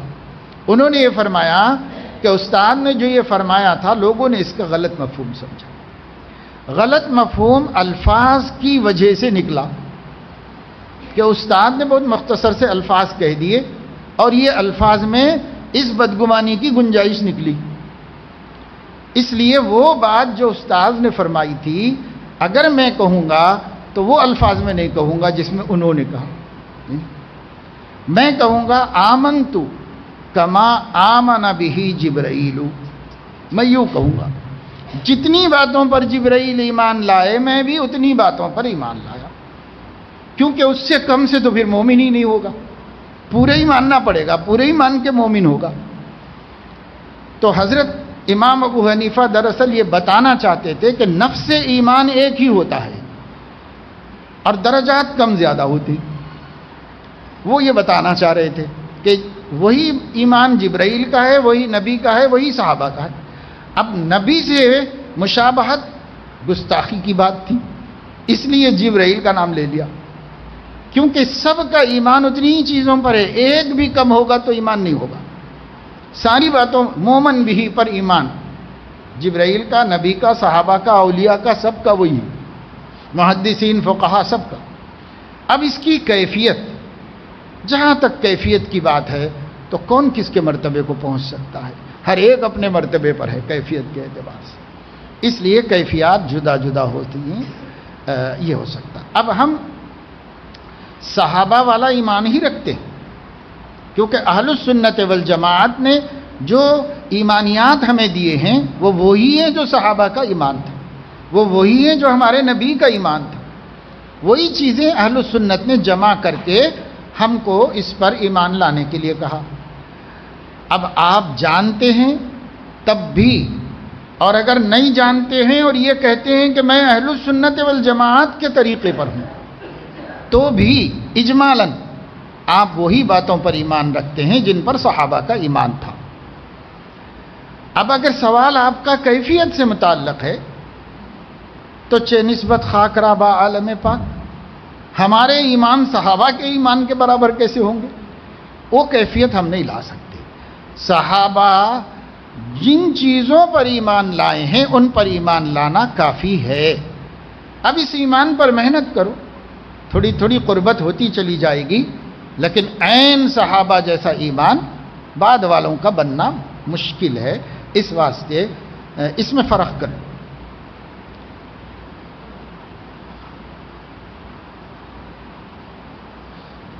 میرے اور تمام سالکین کے لیے استقامت اور اخلاص کی دعا کی گزارش۔ حق تعالی شانہ سب کو اپنا مخلص بندہ بنائے اور آخری سانس تک دین پر ثابت قدمی نصیب فرمائے۔ دعا کیسے کرنا چاہیے، یعنی اس کا طریقہ کیا ہے؟ بہت سی مسنون دعاؤں کی کتابوں میں آداب لکھے ہوئے ہیں، کہیں بھی مل جاتی ہے۔ مولانا عاشق الہی کی کتاب ہے، حضرت مولانا ابرار الحق صاحب رحمہ اللہ کی کتاب ہے، اس کے علاوہ بھی لوگوں نے اسے چھاپ کے چارٹس وغیرہ بنا لیے ہیں۔ بہرحال اس کا خلاصہ یہ ہے کہ دعا اللہ پر کامل اعتماد کے ساتھ کرنا چاہیے اور قبولیت کے یقین کے ساتھ کرنا چاہیے، اور وہی باتیں مانگنی چاہیے جو اللہ تعالیٰ سے مانگی جاتی ہیں، اور ہو سکے تو مقبول و مستجاب اوقات کا لحاظ کر لینا چاہیے۔ حرام سے بچنا چاہیے کہ حرام خور کی دعا قبول نہیں ہوتی، بس۔ اور باقی تفصیلات اور بھی ہوئیں بہت سی کتابوں میں، مناجات مقبول میں لکھی ہوئی ہیں، اس کے اندر دیکھ لیں۔ بندہ طالب علم ہے اور چاہتا ہے کہ اپنا ہر کام سنت کے مطابق ہو، روزمرہ امور اسی کے مطابق، اس کے متعلق کوئی تجویز فرما دیں۔ ایک کتاب ہے رسول اللہ صلی اللہ علیہ وسلم کی سنتیں، اس کتاب کو رکھ لو، اس میں زندگی بھر کی 24 گھنٹے کی زندگی، ایک کتاب کا نام ہے نبوی لیل و نہار، اس کو رکھ لو اپنے سامنے تو اس سے پتہ چل جائے گا۔ ایک کتاب حضرت مولانا میاں اصغر حسین دیوبندی کی ہے، گلزار سنت، اس میں بھی انہوں نے زندگی بھر کی سنتوں کو ایک ایک کر کے مختصر رسالے میں جمع فرما دیا ہے۔ اسی طریقے سے حضرت ڈاکٹر عبدالحی صاحب رحمہ اللہ کی اچھی خاصی ضخیم کتاب ہے اسوہ رسول اکرم صلی اللہ علیہ وسلم۔ اور قریب زمانے میں گجرات کے ایک نو فارغ عالم نے بڑی محنت کر کے آداب و سنن کے نام سے کتاب لکھی، اس میں ساری ہی باتیں آ گئی ہیں، آپ اس میں سے روزمرہ کی لے لیجئے، روزمرہ کی لے کے اس کی پابندی شروع کر دیجئے، انشاءاللہ تعالی ہماری زندگی سنت کے مطابق ہو جائے گی۔ اپنے بچوں کو تبلیغی جماعت کے مرکز لے جا رہا ہوں اتوار کو مغرب بعد، یہ سوچ کر کے کہ بچوں کو دینی ماحول سے جوڑا جائے، کیا یہ ٹھیک ہے؟ دینی ماحول مسجد میں لے جانا، بیان میں بٹھانا اور ان کو اچھی اچھی دین کی باتیں سنانا، یہ سب ٹھیک ہے اور درست ہے، لیکن بسا اوقات مرکز میں بھی یا کسی بھی اجتماع میں بیان کرنے والے غیر علماء ہوتے ہیں، اور کبھی علماء بھی بعض ایسی باتیں کہہ دیتے ہیں جو یا تو مبالغہ ہوتی ہیں یا حقیقت سے بعید ہوتی ہیں، تو بعد میں اپنے بچے کو وہ سمجھا دینا تاکہ غلط علم پر لے جانے کا آپ کو گناہ نہ ہو، اس لیے بعد میں سمجھا دینا۔ اور اکثر چیزیں اچھی ہیں اور اکثر چیزوں سے فائدہ ہوگا، نفع ہوگا بچے کو، اس میں کوئی حرج کی بات نہیں۔ اور فضائل اعمال کی تعلیم بھی گھر پر شروع کیا، مگر ناغوں کے ساتھ پابندی نہیں ہو رہی ہے، ناغوں کے ساتھ بھی چل رہی ہے تو غنیمت ہے، کوشش کرو کہ پابندی بھی ہو جائے، تعلیم گھر میں ہونا چاہیے، اور جیسے فضائل کی ہونی چاہیے مسائل کی بھی ہونی چاہیے۔ اور یہ بات تو دعوت و تبلیغ کے اکابر ہی کی تعلیمات میں سے، حضرت مولانا عمر صاحب پالن پوری رحمۃ اللہ علیہ روزانہ نظام الدین میں 10 بجے والی نشست میں روز بلا ناغا جو اصول بتاتے تھے، ان اصولوں میں یہ بھی بتاتے تھے کہ روز 4 تعلیم ہونی چاہیے، 2 مسجد میں، 2 گھر میں، اور گھر کی جو تعلیم ہے وہ 2 تعلیمیں ہیں، ایک فضائل کی اور ایک مسائل کی۔ اور فضائل کے لیے فضائل اعمال کو پڑھ لو، اس سے فضائل اعمال معلوم ہو جائیں گے، اور مسائل کے لیے بہشتی زیور پڑھو، اس سے مسائل سیکھ لو۔ اور پھر فرماتے تھے کہ فضائل سے وجود اعمال ہوتا ہے، مسائل سے قبول اعمال ہوتا ہے، اس لیے دونوں تعلیم کمپلسری ہے۔ جب سے ایک تعلیم ہم لوگوں نے چھوڑ دی تو وجود اعمال تو ہو رہا ہے لیکن گڑبڑ بھی ہو رہی ہے اس کے اندر، اس لیے مسائل کا علم بھی بہت ضروری ہے۔ تو گھر میں دونوں تعلیموں کا آغاز کیجئے، اور یہ مت سمجھیے کہ یہ دونوں تعلیم کی بات کسی اور نے کہی ہے، نہیں، یہ دعوت و تبلیغ کے اکابر ہی نے کہی ہے، اور انہی کا بنایا ہوا ضابطہ اور اصول ہے۔ اس کے مطابق آپ اپنے گھر میں شروع کیجئے۔ اس زمانے کے لوگ نہیں کر رہے ہوں تو اس کو مت دیکھیے، اصل وہ لوگ ہیں جنہوں نے اس کام کا خاکہ بنایا اور اس کام کو چلایا، اصل وہ لوگ ہیں، ان کو دیکھیے، ان کو دیکھ کر اس کے مطابق کریے۔ حضرت والا کی مجلس میں آنے کا معمول ہے، کبھی کسی وجہ سے نہیں آتا ہوں، مگر حضرت کو اطلاع نہیں کرتا، یہ سوچ کر کے کہ اس کی کیا ضرورت ہے، مجھے کوئی خاص ضرورت محسوس نہیں ہوتی۔ ٹھیک ہے، اس واسطے کہ بہت سے لوگوں کو میں اتنا قریب سے جانتا بھی نہیں ہوں، اس لیے وہ نہیں بھی آئیں گے تو مجھے کچھ اندازہ بھی نہیں ہوگا کہ نہیں آئے ہیں کوئی۔ اور جو لوگ ایسے ہیں جن کا قریبی تعلق ہے، ان لوگوں کو آنا بھی چاہیے پابندی سے، اور اگر کسی وجہ سے نہ آ سکیں تو اجازت بھی لینا چاہیے۔ باقی جو دوسرے حضرات ہیں جو بیعت بھی نہیں ہیں یا انہوں نے بیعت ہو کر بھی اپنا تعلق نہیں رکھا ہوا ہے، تو وہ ہمارے دینی دوست ہیں، جب موقع ہو آؤ، جب موقع ہو نہ آؤ، اطلاع کرنے کی بھی ضرورت نہیں ہے۔ آتے ہو فائدہ ہوتا ہے تو آؤ، نفع ہوگا انشاءاللہ تعالی، کسی کو بھی ہوگا، کسی کے لیے ممانعت نہیں ہے۔ لیکن جو سلوک طے کر رہے باقاعدہ بیعت ہو کر کے، ان کو تو غیر حاضری کرنی ہی نہیں چاہیے، اور اگر کریں تو اجازت لے کے کرنا چاہیے، اطلاع بھی کافی نہیں، اجازت لینا چاہیے ان کو کہ کیا میرے لیے اجازت ہے کہ میں ناغہ کر دوں، آج اجازت لینا چاہیے۔ یہ حضرت مجھے غصہ بہت ہے، میں اپنے بچوں کو پیر سے مارتا ہوں اور سالے کا جملہ استعمال کرتا ہوں، بعد میں مجھے شرمندگی ہوتی ہے، مگر پھر کبھی طبیعت کے خلاف بات ہوتی ہے، پھر وہی، مگر قابو نہیں کر رہا ہوں، کیا کروں؟ بچوں کی حرکتیں ہی ایسی رہتی ہیں کہ قابو مشکل ہے۔ بعض بچے بہت شریر ہوتے ہیں، بہت زج کر دیتے ہیں، ٹھیک ہے، مگر کیا کریں، اللہ پاک نے ایسا بنایا ہے ان کو، وہ خود سے تو نہیں بن گئے، آپ نے بھی نہیں بنایا ہے، خود سے بھی نہیں بن گئے ہیں، وہ خود سے کیا بنیں گے؟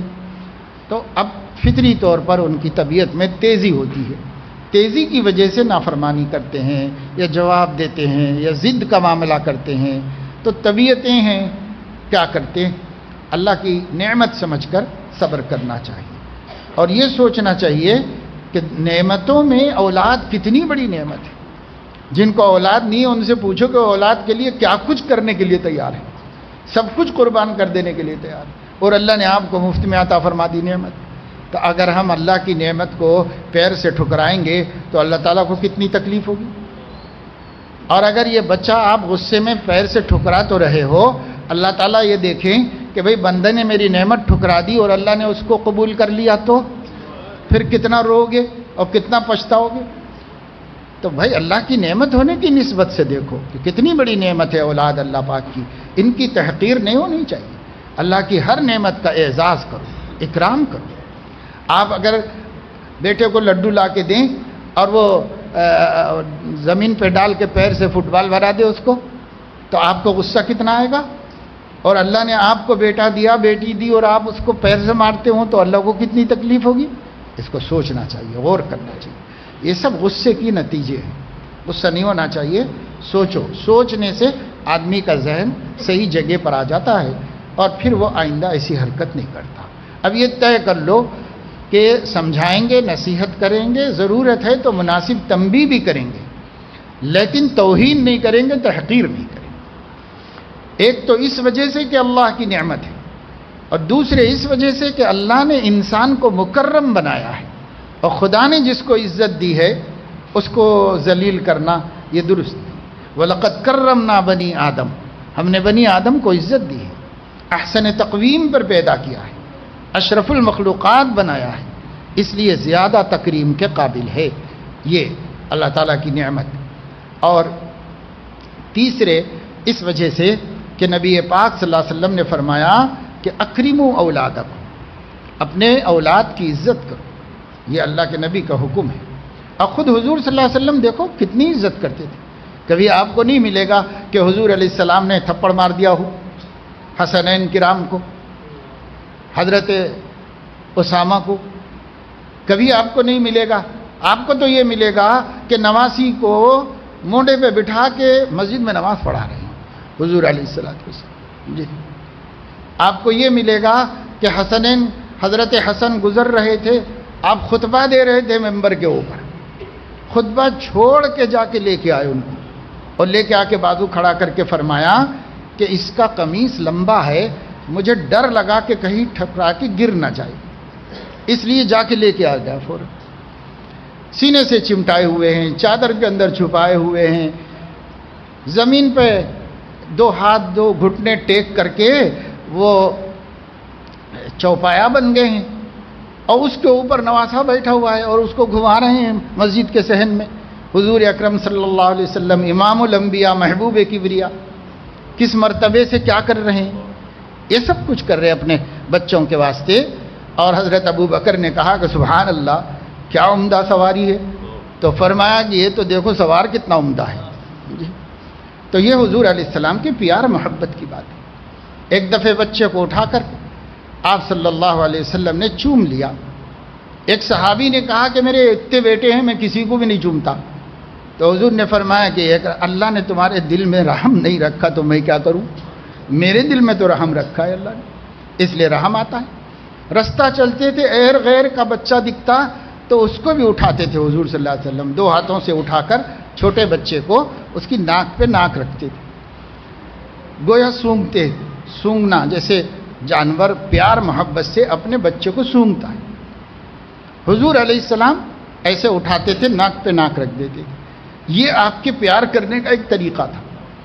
نہیں، اب جیسے آج کل گاروں پہ چپٹ چپٹ کرتے ہیں، یہ سب جو ہے ایک تو الرجی ہو کے بچے بیمار ہو رہے ہیں، اور دوسرے جو ہے بدتمیزی کی حرکتیں ہیں، اور بڑوں کو دیکھ کے چھوٹے چھوٹے بچے بھی ایسا کر رہے ہیں گھروں میں۔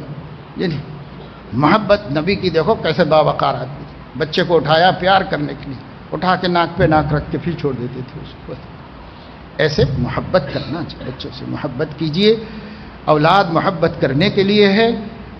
اور یہ بھی یاد رکھیے، جو اولاد اپنے ماں باپ سے اپنا تکریم اور اپنی عزت کو نہیں پاتی، وہ اولاد شعور آنے کے بعد ماں باپ کی وفادار نہیں رہتی۔ وہ محلے میں کوئی ان کو بہت محبت سے بولتے، ارے بیٹے اب بیٹھو بیٹے، کھاؤ بیٹے، تو ایک ان کو انکل انٹی، بس گھر میں امی نہیں ابا نہیں، وہ انکل انٹی وہ محلے والوں کے پاس ہی رہتا جاتا، اس واسطے کہ وہ لوگ محبت سے بات کر کے دیے۔ محبت دلوں کو فتح کرتی ہے۔ اپنی اولاد کو اگر ہم فتح نہیں کریں گے، ان کے قلوب نہیں جیتیں گے تو کیسے ہوگا؟ اس لیے ان سے اچھی محبت کی بات کرو، محبت سے پرورش کرو، ضرورتیں پوری کرو، خواہشات کرتے ہیں آپ یہ سب، لیکن غصے میں ایسا ہو رہا، یہ ایک چیز بھی چھوڑ دیجئے۔ تفصیل سے اس لیے بتایا کہ بہت سارے لوگ اپنے بچوں کا اکرام نہیں کر رہے ہیں۔ اکرام کرنے کا یہ مطلب نہیں ہے کہ صاحب آپ ان کے سر میں تیل ڈالیے اور جوتی سیدھی کیجیے، یہ اکرام نہیں، ہر ایک کا اکرام الگ ہوتا ہے۔ استاذ کا اکرام ایسے ہوتا ہے، پیر کا اکرام ایسے ہوتا ہے، اور اولاد کا اکرام، شاگردوں کا اکرام ان کی تنقیص نہ کر کے ہوتا ہے، تحقیر نہ کر کے اکرام ہوتا ہے، ان کی تحقیر مت کیجیے، بس شاگردوں کی بھی مت کیجیے۔ حضرت زید رشدہ سے بیعت ہو کر 1 سال ہو چکا ہے، لیکن امامت درس تدریس کی وجہ سے معمولات کی پابندی نہیں ہو پاتی۔ امامت بھی ایک معمول ہے، درس بھی ایک معمول ہے، اور ذکر و شغل بھی ایک معمول ہے۔ معمولات میں جب آپ اس کو داخل کریں گے تو معمولات کا حصہ بن کے پورا ہو جائے گا، اور اگر آپ اس کو معمول کے خارج میں رکھیں گے تو نہ معمول سے فرصت ملے گی، نہ آپ اس پہ عمل کر سکیں گے کبھی۔ اس لیے بھائی معمولات میں داخل کر دو اس کو، اس میں شامل کر دو، پھر ٹائم ٹیبل بن کے سب ہو جائے گا۔ چند ایام سے معاصر علماء اور فقائے محترم کی آراء کو بے سود اور ان کی آراء میں کمیوں کو ظاہر کرنا اور ان کو عدم اخلاص پر مشتمل سمجھنا اور اپنی آراء کو مخلصانہ اور اپنے کو مخلص سمجھنا یہ ہو رہا ہے۔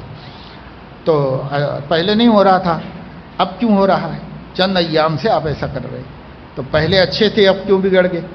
یہ مت کرو۔ رہ گیا یہ کہ کوئی دوسرا عالم کوئی بات بولتا ہے اور آپ واقعی مخلص ہیں تو اختلاف حقیقت میں رد کرنا ضروری ہو تو ہوتا ہے۔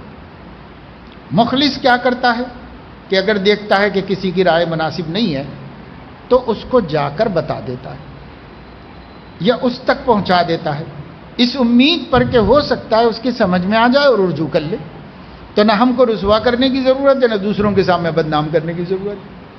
ہم ان کو بتا دیں کہ شاید یہ خیال پر آپ نظر ثانی کر لیجئے، مجھے ایسا صحیح معلوم ہوتا ہے، یہ ایسا ہے، یہ بتا دیں۔ اپنے کو آپ مخلص سمجھ رہے ہیں اور آپ مخلص ہیں ہی نہیں۔ اگر مخلص ہوتے تو وہ طریقہ اختیار کرتے جس سے کسی کی آبرو بھی نہ جاتی اور معاملہ بھی درست ہو جاتا۔ تو یہاں اخلاص کچھ بھی نہیں ہے، نفسانیت ہے خالی۔ اس نفسانیت سے دھوکہ مت کھاؤ، اور لوگوں کے معاملات کی اصلاح ضروری ہے تو کرو، لیکن محض اس وجہ سے کہ معاصر ہے، محض اس وجہ سے کہ میری رائے کے خلاف ہے، میں کون بھائی؟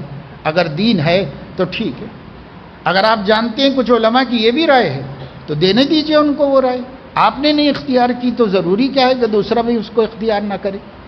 تو اس لیے ان معاملات میں وسعت ہے، گنجائش ہے، اور گنجائش کی وجہ سے اتحاد کو اور ایک دوسرے کے احترام کو نقصان نہیں پہنچانا چاہیے اور اس کا تحمل کرتے ہوئے چلنا چاہیے، اور آج تو اس کی بہت سخت ضرورت ہے، اس کا خیال رکھیے۔ آنکھ غلط جگہ نظر ڈالتی ہے، کنٹرول کے باوجود بہک جاتی ہے، دل کے اندر شدید تقاضا پیدا ہوتا ہے، پھر مبتلا ہو جاتا ہوں، بد نظری نہیں چھوٹ پا رہی ہے، دعا فرمائیں بد نظری کی بیماری سے نجات مل جائے۔ دعا کرتے ہیں اللہ تعالیٰ اپنے فضل و کرم سے نجات پانے میں مدد شامل حال فرما دے، اور نجات پانے کی کوشش آپ کو کرنا ہے، آپ کریے تو مدد آ جائے گی اللہ تعالیٰ کی، انشاءاللہ ضرور مدد آئے گی۔ اللہ کا وعدہ ہے کہ جو کوشش کرتا ہے میں اس کی کوشش کو رائے گاہ نہیں کرتا، اس لیے آپ کوشش کیجئے، ابھی کوشش ہی میں کمی ہے، کوشش کی کمی دور کیجئے، انشاءاللہ برابر کامیابی ملے گی۔ گناہ کی نفرت دل سے نکلتی جا رہی ہے، ماہانہ مجلس سے جانے کے بعد ایک ہفتہ بہتر رہتی ہے، ایک ہفتے کے بعد گناہوں کا سلسلہ شروع ہو جاتا ہے، گناہ کرتے وقت آخرت و جہنم بھی یاد نہیں رہتی، یاد رہتی ہے پھر بھی گناہ کر لیتا ہوں۔ بہرحال مغلوب النفس ہونے کی وجہ سے ایسا ہوتا ہے، ایمان اپنی جگہ پر ہے، عقیدہ اپنی جگہ پر ہے، لیکن نفس سے مغلوب ہیں، نفس سے مغلوب ہونے کی وجہ سے عمل خراب ہو جاتا ہے۔ اس واسطے عقیدے کی حفاظت بھی بسا اوقات بدعملی کی نحوست سے ختم ہو جاتی ہے، اس واسطے وہاں تک نہیں پہنچنا چاہیے۔ ایک ہفتہ جو اللہ کا شکر ادا کرو، اور ایک ہفتے کے بعد جب سے بگاڑ شروع وہیں سے اطلاع کرو کہ صاحب ایک سال سے کیا کر رہے ہیں۔ ایک ہفتے کے بعد بگاڑ ہوتا ہے، فوراً اطلاع کرو کہ بھائی ایک ہفتہ تک تو ٹھیک رہا میں، اب یہاں سے گڑبڑ ہو رہی ہے، کیا کروں؟ اور پھر ہمت کرو بھائی، ہمت سے ہر کام بنتا ہے، اور اطلاع حالات ہی نہ ہوں تو کیسے آدمی ترقی کرے گا۔ غیر مسلم پڑوسی ہمیشہ دعوت دیتے رہتے ہیں، جس کی جیسا کہ گنپتی غیر مسلم کے جنازے میں جانا جائز ہے یا نہیں؟ وہ لوگ دعوت دیتے ہیں، مذہبی رسوم میں تو شرکت جائز نہیں ہے کیونکہ یہ شرک سری ہے، اس کی کوئی گنجائش نہیں، لیکن غیر مسلم یوں تہوار کے موقع پہ گھر پہ کھانا وانا کھلا دے، کچھ دوستوں کو بلا لے، پڑوسی کو بلا لے، تو اس کھانے میں اگر گوشت نہیں ہے تو کھا سکتے ہیں، دوسری چیزیں کوئی کھا لے جس کو جو حلال سے متعلق نہیں، حلال کرنے سے اس کا تعلق نہیں ہے، یعنی وہ گوشت ہے، باقی چیزیں حلال ہیں، اللہ نے حلال بنائی ہیں، وہ کھا لے سکتے ہیں، ان کے پاس کوئی حرج نہیں، ان کو بھی دے سکتے ہیں، ان کی دعوت بھی قبول کر سکتے ہیں، کھا سکتے ہیں۔ جنازے کا جہاں تک معاملہ ہے تو جنازے کی مشایعت نہیں کر سکتے، یعنی جلوس میں ساتھ نہیں جا سکتے اور تدفین میں شریک نہیں ہو سکتے، باقی گھر پہ جانا، تسلی دینا، ہمت افزائی کرنا، غم میں شرکت کرنا، اس وقت ان کے لیے کھانے پانی کا انتظام کرنا، مہمانوں کی فکر کرنا، یہ سب پڑوسی ہونے کے ناطے آپ کا حق ہے، آپ کو کرنا چاہیے، یہ اسلام کی تعلیم ہے، یہ سنت زندہ کرنے کی ضرورت ہے۔ باقی اب جو آگے ہو رہا ہے وہ رسومات ہیں، وہ جب دیکھیں گے کہ یہ بندہ آتا ہے، ملتا ہے، ہمارے غم میں شریک ہے، بعد میں بھی آیا، پھر رات میں بھی آ کے ملا ہمارے سے، اگلے دن بھی آ کے خیر خیریت لیا اور ہماری مدد کیا، تو اس کو یقین ہو جائے گا کہ وہ جو آپ نے نہیں کیا وہ آپ کے مذہب کے رینج سے باہر، اس وجہ سے نہیں کیا، تو اس کو شکایت بھی نہیں ہوگی۔ شکایت جب ہوتی ہے کہ سب مصیبت سے جوجھ رہے ہیں، جھیل رہے ہیں، یہ مسلمان ہے، آ رہا جا رہا نماز کو، مگر پوچھتا نہیں خیر خیریت اور تکلیف میں شریک نہیں ہوتا، تو اس کو وہ لوگ تعصب سمجھتے ہیں، اور نبی نے بھی اس کو سنت نہیں بنایا۔ سنت یہی بنایا کہ سب کی ہمدرد رہو، غم گسار رہو، یہی سنت بنایا۔ دیوالی یا جو نیک خواہشات کا پیش کرنا تہواروں کے موقع پر، نیک خواہشات تہوار کے لیے تو آدمی کہہ سکتا ہے، لیکن یہ ہے کہ ان کی اکثر تہوار جو ہیں وہ مذہبی رسومات سے جڑی ہوئی ہیں۔ ہم جیسے عید کے دن سب سے پہلا کام نماز پڑھتے ہیں، بخاری میں ہے کہ حضور علیہ السلام نے فرمایا کہ آج عید کا دن ہے، پہلا کام جو ہم کریں گے وہ اللہ کی عبادت کریں گے، تو نہائیں گے، دھوئیں گے، عیدگاہ جائیں گے، عبادت کر کے پھر کھائیں گے، پیئیں گے، کھلائیں گے، پلائیں گے، آپس میں ایک دوسرے کے حقوق ادا کریں گے۔ تو جیسے ہمارے ہاں ہے کہ ہمارے ہاں تہوار کو، عید کو مذہب سے جوڑا گیا ہے، تو ان کے ہاں بھی تہوار مذہب سے جڑا ہوا ہے۔ اب اس میں دو حصے ہوئے نا، ایک ہے کہ بھائی عیدگاہ جانا، نماز پڑھنا، یہ کرنا، اس میں کوئی ہندو آ کے ہمارے ساتھ شریک نہیں ہوتا، اور بعض ہو جاتے ہیں سیاسی قسم کے لوگ، تو وہ ان کی سیاسی شرکت ہے۔ البتہ ہندو جو ہے وہ ہم سے کہتا ہے شیرخرما کھلاؤ بھائی، اور بریانی کھلاؤ، ہم کو بلاؤ، خوشی میں، دوستی میں کھاتا بھی ہے، شریک ہوتا ہے۔ ایسے ہی ان کے بھی دو حصے کر دیں، جو حصے کا تعلق مذہب سے ہے اس میں ہم شرکت نہیں کر سکتے، اور جو حصے کا تعلق محض ایک انسانی مسرت اور خوشی سے ہے اس میں ہم شریک ہوں گے، اور جو چیز حرام ہے وہ نہیں کھائیں گے، باقی کے اندر ہم شرکت کر سکتے ہیں ایک دوسرے کے ساتھ۔ زبان، دل، آنکھ کے صحیح استعمال میں اضافے کے لیے ہمیں مزید کیا کرنا ہوگا؟ دل میں رقت کیسے پیدا ہوگی؟ دل میں رقت پیدا ہوتی ہے غربا پروری سے، بیماروں کی تیمارداری سے، اور جنازے میں شرکت سے، یہ چیزیں جو آخرت کی یاد دلانے والی ہیں، اس سے ہماری غفلت دور ہوتی ہے اور اس میں رقت پیدا ہوتی ہے۔ اور زبان، دل، آنکھ سب کا صحیح استعمال یہی ہے کہ اس کو گناہ میں استعمال نہ کیا جائے، بس باقی اچھے کام کیجئے، اس سے کوئی منع نہیں کرتے۔ غیر مسلموں کو ہم دعوت اسلام کیسے دیں؟ اس کا کیا طریقہ ہوگا؟ کیسی محنت ہوگی؟ رہبری فرمائیں۔ غیر مسلموں کو دعوت اسلام اس وقت اس ملک میں دینے کی شرعی حیثیت کیا ہے؟ پہلے اس کو سمجھ لیجئے، وہ واجب اور فرض کے درجے میں نہیں۔ علماء فرماتے ہیں کہ دعوت الی ایمان مکمل ہو چکی ہے، ہر ایک کو اسلام ایک مذہب ہے، اور اسلام یہ کہتا ہے کہ وہ سچا مذہب ہے، اس کی اطلاع ہر ایک کو ہے۔ اس کے بعد حجت کا اتمام ہو چکا ہے، اب صرف استحباب کے درجے میں غیر مسلم کو باقاعدہ دعوت دینا باقی ہے۔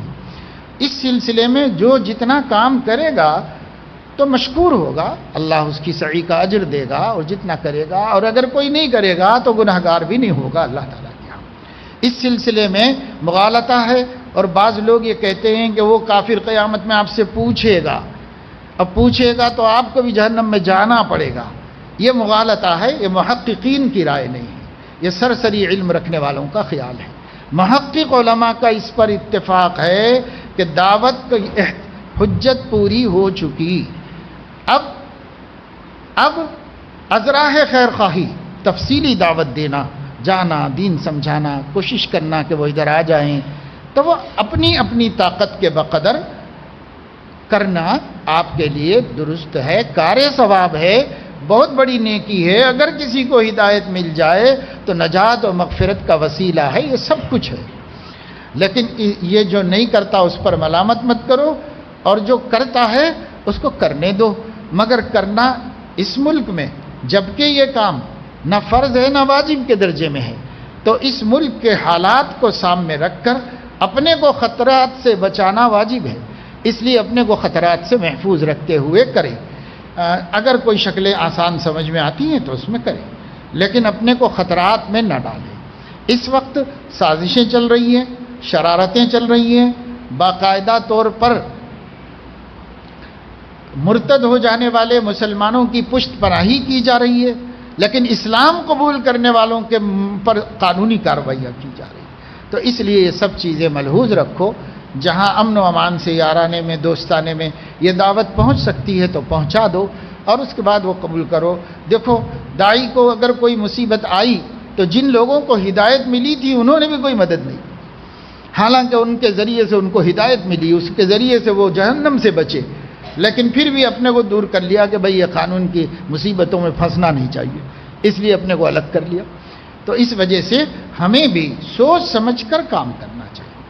ہاں اگر یہ فرض درجے کا کام ہوتا، دعوت الی الایمان آج بھی فرض ہوتی، نبی کے آ جانے کے بعد بھی امت پر بھی فرض ہوتی، تو دعوت الی الایمان کے لیے جان بھی دے دینا ضروری ہوتا۔ جیسے آپ کو نماز پڑھنے میں جان چلی جاتی ہے تو جان چلی جائے، نماز تو پڑھنا پڑے گا، کیونکہ فرائض ہے، فرائض میں کسی کی پرواہ نہیں۔ تو اسی وجہ سے، اور پھر آپ غور کریں کہ اگر یہ فرض اور واجب درجے کا ہوتا تو ہمارے بڑے بڑے اکابر علماء کرام جنہوں نے یہ کام نہیں کیا، کیا سب تارک واجب و تارک فرض ہیں؟ اس لیے لوگ سوچ نہیں رہے، غور کیے بغیر ہی حکم لگا دے رہے ہیں اس پر، تو ایسا نہ کرے۔ ہاں اچھا کام ہے، نیک کام ہے، پسندیدہ کام ہے، آپ کے لیے اس کے سورسز ہیں، تو اپنے تحفظ کے ساتھ کر سکتے کریے، بس یہ طریقہ ہے اس کا۔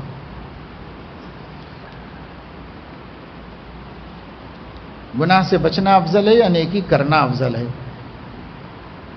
ہمارے حضرت محی السنہ رحمۃ اللہ علیہ ایک مثال دیتے تھے، اس مثال سے آپ کو بہت آسانی سے سمجھ جائے گا۔ حضرت فرماتے تھے کہ میں آپ سے پوچھتا ہوں کہ آپ کے چہرے پر آنکھ کا ہونا زیادہ بہتر ہے یا ناک کا ہونا زیادہ بہتر ہے؟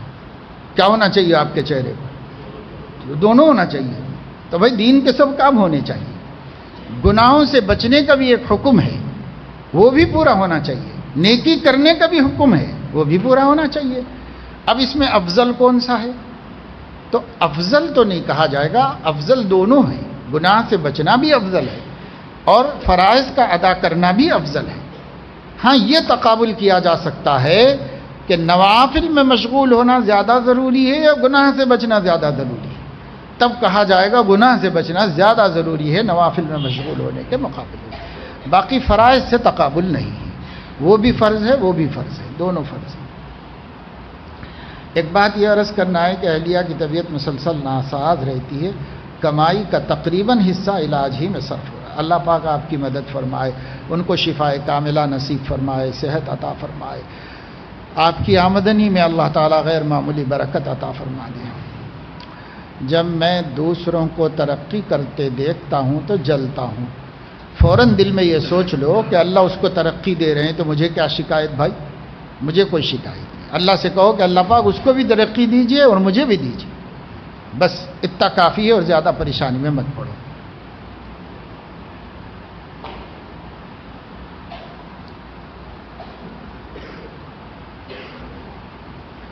احقر کے لیے دعا فرمائیے کہ احقر کو بھی وصول اللہ نصیب ہو جائے۔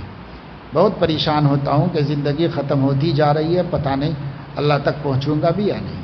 یہ پریشانی باقی رہنا چاہیے، لیکن اس سے ٹینشن نہیں لینا چاہیے، فکر باقی رہنا چاہیے ہمیشہ۔ فکر سے تو موت تک بچنا ہے، جو بے فکر ہوا وہ گیا کام سے، یہ فکر تو رہنا چاہیے، لیکن فکر مایوس نہ کرے آپ کو، اللہ سے بھرپور امید رکھ کر چلتے رہو، انشاءاللہ اللہ زندگی میں ہمیں اپنا مقرب بنا لے گا، اور اگر ہم نہیں چل سکے، وہاں تک نہیں پہنچ سکے، تو ہماری فکروں کو دیکھ کر قیامت میں پہنچنے والوں میں شامل فرما دے گا اللہ تعالیٰ۔ کام میں لگے رہو، بس یہی ہے کامیابی کا راستہ۔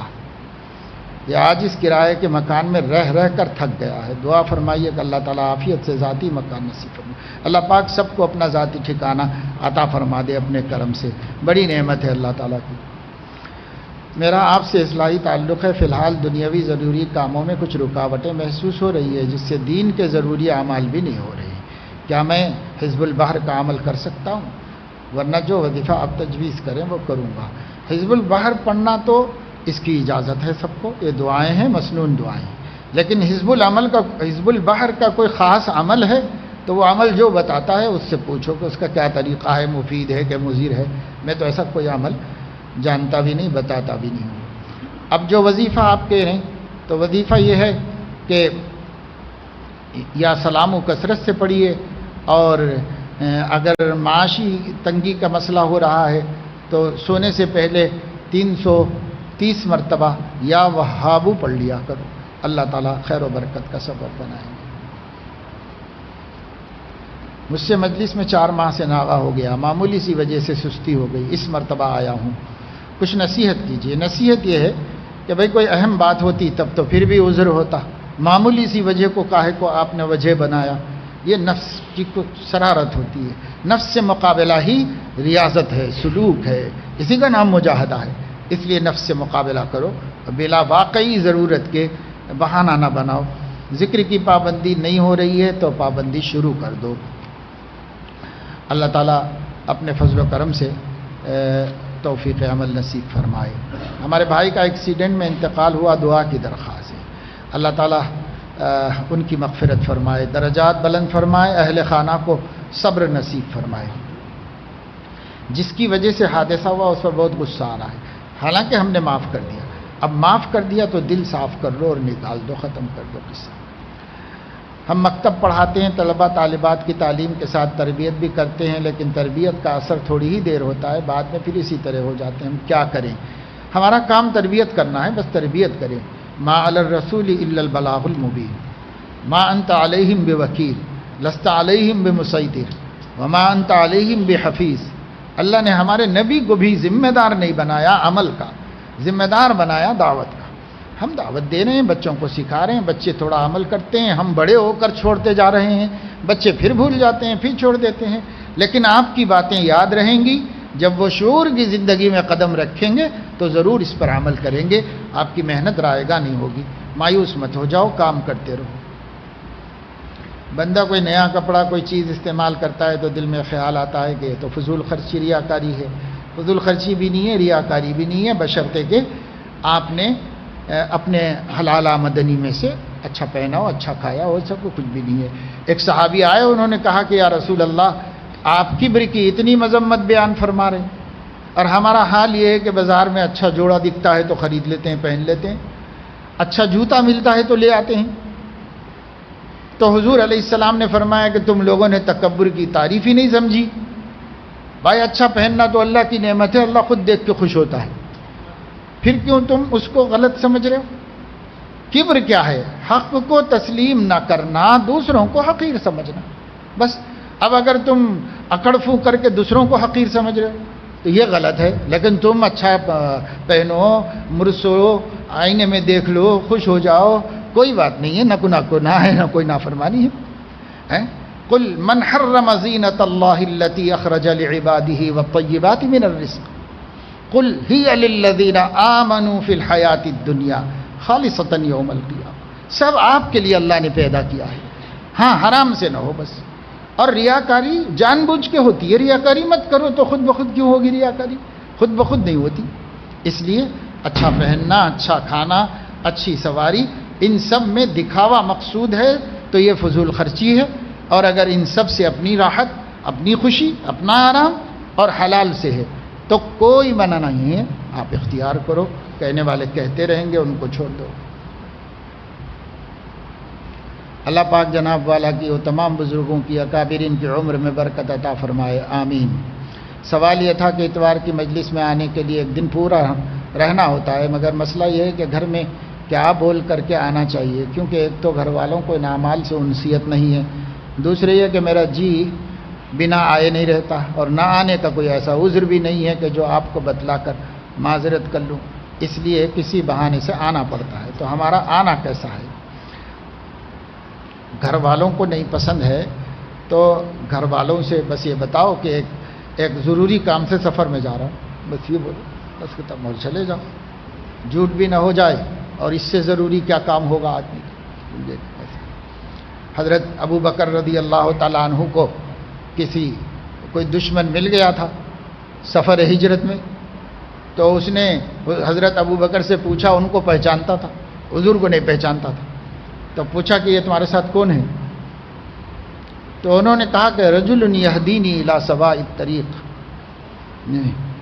ایک صاحب ہیں جو مجھے سیدھا رستہ دکھاتے ہیں۔ تو وہ سمجھا کہ گائیڈ ہے، وہ چلے گا، مجھے نہیں، اور جھوٹ بھی نہیں بولا حضرت ابو بکر، سمجھے؟ ایسا ہے۔ سوال یہ ہے کہ میں ایک نئی بستی میں ہوں، اس بستی میں روڈ 3 کلومیٹر دور ہے، آٹو وغیرہ بہت کم ملتے ہیں، وقت پر نہیں رہتے آٹو، مرد و خواتین سب لوگ لفٹ پوچھتے ہیں۔ میرے پاس 2 ویلر ہے، مرد حضرات کو تو لفٹ دیتا ہوں، کیا عورتوں کو لفٹ دے سکتا ہوں؟ بالکل نہیں دے سکتے، کوئی گنجائش نہیں، نہ لے سکتے ہیں نہ دے سکتے۔ سوال یہ ہے کہ کبھی کبھار میرے اندر انانیت آ رہی ہے، میں ایک مستری ہوں، کام میں مصروف رہتا ہوں، تو نمازیں کبھی قضا ہو جاتی ہیں۔ اس کا جواب تو پہلے دے چکا۔ انانیت آ رہی ہے تو اپنے نفس سے کہو کہ بھئی تو کیا ہے، پیدا ہونے سے پہلے قطرے ناپاک ہے، مرنے کے بعد کیڑوں کی غذا ہے، دونوں کے بیچ میں جب تک زندہ ہے وہ غلاظت کی بنڈی ہے۔ ٹینکر آتا ہے نا، بلدیہ کا ٹینکر، پورا مینہول خالی کر کے لے جاتا ہے، پورے پیٹ میں وہی بھرا ہوا رہتا ہے، اوپر سے وہ شاندار ٹرک ہوتا ہے۔ تو ہم اتنے ہی ہیں، اندر کیا ہے؟ اندر ہر چیز گندی پڑی ہوئی، بس یہ تو اللہ نے اوپر سے ستاری فرما رکھی ہے۔ اس لیے غرور کا کیا سوال ہے، انانیت کا کیا سوال ہے، کس چیز پر غرور ہے؟ تمہارا میل سے تم کو نفرت ہے، کم سے کم ہرن کا میل تو مشک بن کے بازار میں قیمت لگا رہا ہے، تمہارا کیا ہے؟ تمہاری ہر چیز گندی۔ اس واسطے اللہ کا شکر ادا کرو، کبھی اپنے اوپر غرور مت کرو۔ میرا اصلاحی تعلق 8 سال سے، الحمدللہ بہت فائدہ ہوا، معلومات میں بہت اضافہ ہوا، لیکن راہ سلوک میں جب سے قدم رکھا ہے بہت سے گناہ کبائر ہو رہے ہیں، بہت تیزی سے گناہ کی طرف جا رہا ہوں۔ پھر لوگوں میں اہل اللہ کی باتیں، اپنے شیخ کی باتیں سناتا رہتا ہوں، لیکن میں خود عمل سے خالی ہوں، بہت افسوس ہوتا ہے۔ یہاں آنے سے ایک بہت بڑا فائدہ یہ ہو رہا ہے کہ گناہ کرنے کے بعد شرمندگی ہوتی ہے، پھر اپنے گناہوں پر اللہ کے سامنے روتا ہوں، پھر سچی توبہ کرتا ہوں، پھر 2-3 دن کے بعد وہی حال ہو جاتا ہے۔ 8 سال سے پابندی سے مجلس میں شرکت کرتا ہوں، دعا فرمائیں اللہ مجھ کو دین پر استقامت عطا فرمائے۔ اللہ تعالیٰ سے دعا ہے کہ اللہ تعالیٰ اس کیفیت کو تو ہمیشہ باقی رکھے، جو پچھتانے کی اور اپنی کمزوریوں پر نظر رکھنے کی جو احساس ہے، یہ احساس باقی، جب تک یہ احساس باقی ہے ترقی کی امیدیں باقی، اور جب یہ احساس ختم ہو جائے گا تو وہ بھی ختم ہو جائے گا۔ اور اس احساس کو ختم ہونے سے بچانے کے لیے کوشش کرو کہ جتنا ہو سکے گناہوں سے بچو، اس کی کوشش کرو، کوشش سے اللہ مدد کرتے ہیں۔ تہجد میں اٹھ نہیں پا رہا ہوں، رات میں کام ختم ہونے تک 12 بج ہی جاتے ہیں، بس ایسا آدمی وتر رات ہی میں پڑھ لے، اٹھ سکے تو تہجد پڑھ لے، نہ اٹھ سکے تو کوئی گناہ نہیں۔ حضرت صلی اللہ علیہ وسلم پوری رات تہجد پڑھتے تھے، یعنی 1/3 مقرر تھی، آرام کر کے اٹھتے اور تہجد کے لیے کھڑے ہو جاتے، بڑا لمبا تہجد پڑھتے تھے۔ لیکن کتنی روایتیں بخاری میں ہیں کہ ازواج مطہرات کو نہیں اٹھاتے تھے حضور علیہ السلام، اور جب بالکل وقت اخیر ہوتا تب آپ کہتے تھے کہ بھائی اٹھ جاؤ وتر پڑھ لو، تو ان کو اٹھا کے ساتھ میں وتر پڑھوا دیتے تھے، لیکن تہجد کے لیے جگاتے نہیں تھے۔ تو آپ 12 بجے تک کام کرتے ہیں، رات دیر ہو جاتی ہے، فضول جگتے ہوں تو مت جگو، جلدی سو کے اٹھ کے تہجد پڑھ لو۔ کام سے جگتے ہیں تو تہجد کا افسوس مت کرو، ارادہ رکھو، نیت رکھو، غم مت کرو اس کا کچھ بھی، انشاءاللہ آپ کی یہ جو محنت ہے کسب حلال کی، اس کے ذریعے اللہ وہ اجر دے گا جو تہجد کے ثواب کے فوت ہونے کی تلافی کر دے گا، اتنا اجر اللہ پاک دے گا۔ ایک آدمی جا رہے تھے فجر کی نماز کے بعد، اور بہت تیزی سے ایک دم ایکٹیو، جلدی جا رہے تھے، جوان آدمی تھا، صحت مند۔ حضور علیہ السلام بیٹھے ہوئے تھے، صحابہ بیٹھے ہوئے تھے، نظر پڑی تو کسی صحابی نے کہا کہ کیسا بہادر انسان ہے، کتنا ایکٹیو ہے، کاش یہ فی سبیل اللہ ہوتا، یہ جہاد فی سبیل اللہ کے لیے ہوتی ہے، طاقت، یہ تازگی، یہ قوت اس کی۔ یہ کہا کسی نے، کیونکہ صحابہ کے جذبات تو یہی تھے۔ تو حضور علیہ السلام نے سن کر یہ ارشاد فرمایا کہ اگر وہ آدمی اپنے والدین سے ملنے کے لیے جا رہا ہے تو وہ جہاد فی سبیل اللہ میں ہے. اگر وہ آدمی کمزور بیوی بچوں کے لیے کمانے کو نکلا ہے تو وہ بھی جہاد فی سبیل اللہ میں ہے. اگر وہ آدمی کسی محتاج مریض کی عیادت کرنے مدد کرنے کے لیے گیا ہے تو وہ بھی مجاہد فی سبیل اللہ ہی ہے. یہ حضور علیہ السلام نے ارشاد فرمایا، جس کا مطلب یہ ہوا کہ کسب حلال، بال بچوں کی تکلیفوں سے بچانے کے لیے کسب حلال، اور اس میں آپ کو لیٹ ہو جاتے ہیں، آپ تاخیر ہو جاتی ہے تو آپ کو نبی مجاہد فی سبیل اللہ فرما رہے. تو اس واسطے ان چیزوں سے کو دنیا سمجھ کر بعض دین کی چیزوں کا غم کرنا یہ صحیح نہیں ہے. ہاں، فرائض و واجبات میں کوئی کوتاہی نہیں ہونی چاہیے، اس کے اندر آپ لگے رہیں. اچھے ماحول اور اچھے دوست بنانا کیوں ضروری ہے؟ اس لیے ضروری ہے کہ ہم بھی اچھے رہیں. میرے مخالفین مجھے غصے میں لانے والے اعمال میرے سامنے کرتے ہیں، مجھے غصہ آ جاتا ہے. اس سے بچنے کے لیے مجھے کیا کرنا چاہیے؟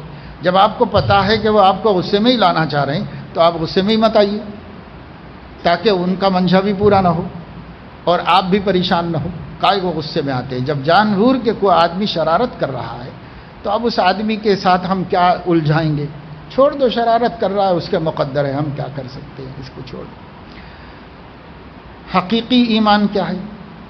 حقیقی ایمان کا کیا مطلب ہوتا ہے؟ حقیقی ایمان نے کامل ایمان کیا ہے؟ کامل ایمان مومن بھی پر یقین کرنا ہے. اس کے درجات ہیں، اپنی اپنی محنت کے اعتبار سے اللہ اس کو کامل بناتا رہتا ہے، اس میں اضافہ ہوتا رہتا ہے. تقویٰ کسے کہتے ہیں؟ تقویٰ کہتے ہیں عام الفاظ میں گناہوں سے بچنا. گناہوں سے بچنا تقویٰ ہے. فرائض واجبات چھوڑنا بھی گناہ ہے، اس لیے وہ بھی تقویٰ کے خلاف ہے، اور گناہ کرنا بھی گناہ ہے، وہ بھی تقویٰ کے خلاف ہے. آخرت کی فکر اور قبر اور حشر میں پوچھے جانے والے سوالات کا کچھ تذکرہ کر دیجیے. تو اس کے لیے تو مستقل مجلس ہوتی ہے، محفل ہوتی ہے. شام کے بیان میں عام طور سے آخرت کی فکر کی باتیں ہی ہوتی ہیں.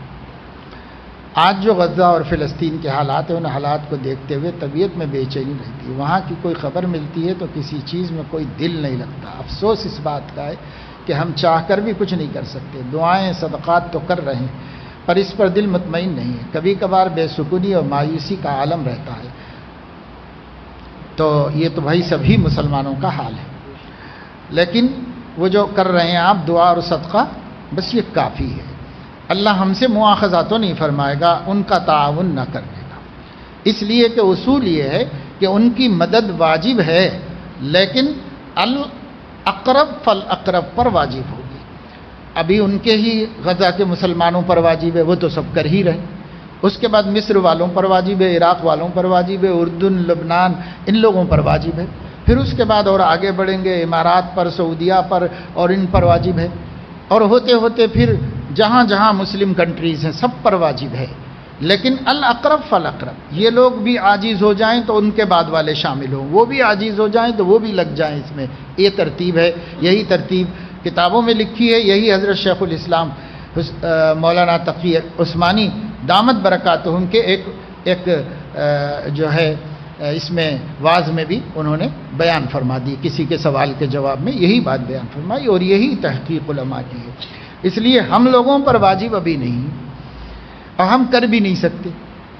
لیکن اگر دل نہیں دکھتا ہے، دل نہیں پسیجتا ہے، ترحم کے جذبات نہیں پیدا ہوتے ہیں تو یہ ہمارے لیے قابل فکر بات ہے. لیکن اگر دل دکھ رہا ہے، تکلیف ہو رہی ہے، اور ظالموں کے لیے بد دعا نکل رہی ہے اور مظلوموں کے لیے دعائیں ہو رہی ہیں، تو امن کی بات ہے، اطمینان کی بات ہے کہ دل ہمارا مردہ نہیں ہو گیا ہے، ہمارا دل زندہ ہے اور ہمیں احساس باقی ہے. یہ ہے. باقی بھائی دعائیں کرو، مساجد میں جماعت سے نماز پڑھو تاکہ ائمہ جو دعائے قنوت پڑھا رہے ہیں اس پر آمین کہہ سکیں. کئی جگہ حالت یہ ہے امام تو پڑھا رہا ہے فجر میں دعائے قنوت اور آمین بولنے والے ہی نہیں ہیں اس کے پیچھے، وہی 2 4 5 نمازی ہیں. ارے بھائی کم سے کم ان مصیبت کے دنوں میں تو سبھی لوگ آ جاتے آمین بولنے کے لیے، نماز بھی ہو جاتی اور دشمنوں کی بد دعا بھی ہو جاتی اور اللہ سے مظلوموں کے لیے دعا بھی ہو جاتی. تو اس لیے اس کی طرف یہ تو بھائی سب کا حال ہے. اس وقت ہر دل زخمی ہے، بے چین ہے.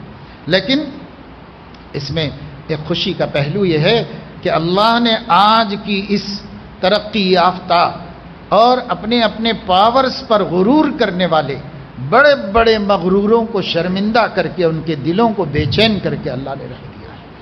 آج کوئی نہ امریکہ چین سے ہے نہ پنڈکان میں سکون ہے، کہیں سکون نہیں ہے، سب حیران و پریشان ہے کہ آخر جس کی حکومت بھی نہیں ہے، جو باقاعدہ مسلمہ کنٹری بھی نہیں ہے، اس کے ایسے لوگ جو جیل میں رکھے ہوئے ہیں، دنیا کی سب سے بڑی جیل غزہ کہا جاتا ہے، تو اس جیل میں جو ہیں، جن کے دروازے بند ہیں، جو باہر بھی نہیں جا سکتے، جو اندر بھی نہیں آ سکتے، جو اس طریقے سے جی رہے، انہوں نے آخر ایسی کیا تیاری کر دی ہے کہ ایک رات میں پورا بھرم خاک میں مل گیا اور ساری شانیں، بڑے بڑے ڈینگے اور بڑی بڑی دعوے سب ہوا میں اڑ گئے، اور حماس کہتے ہیں کہ صاحب ہماری فتح یہی ہے کہ ہم نے دنیا کو بتا دیا کہ جتنا ڈرایا گیا تھا دنیا کو، ان کے پاس ہے کچھ بھی نہیں، ان کا ٹیوب ہم نے پنکچر کر دیا ہے، جی نہیں، وہ گاڑی اب چل نہیں سکتی۔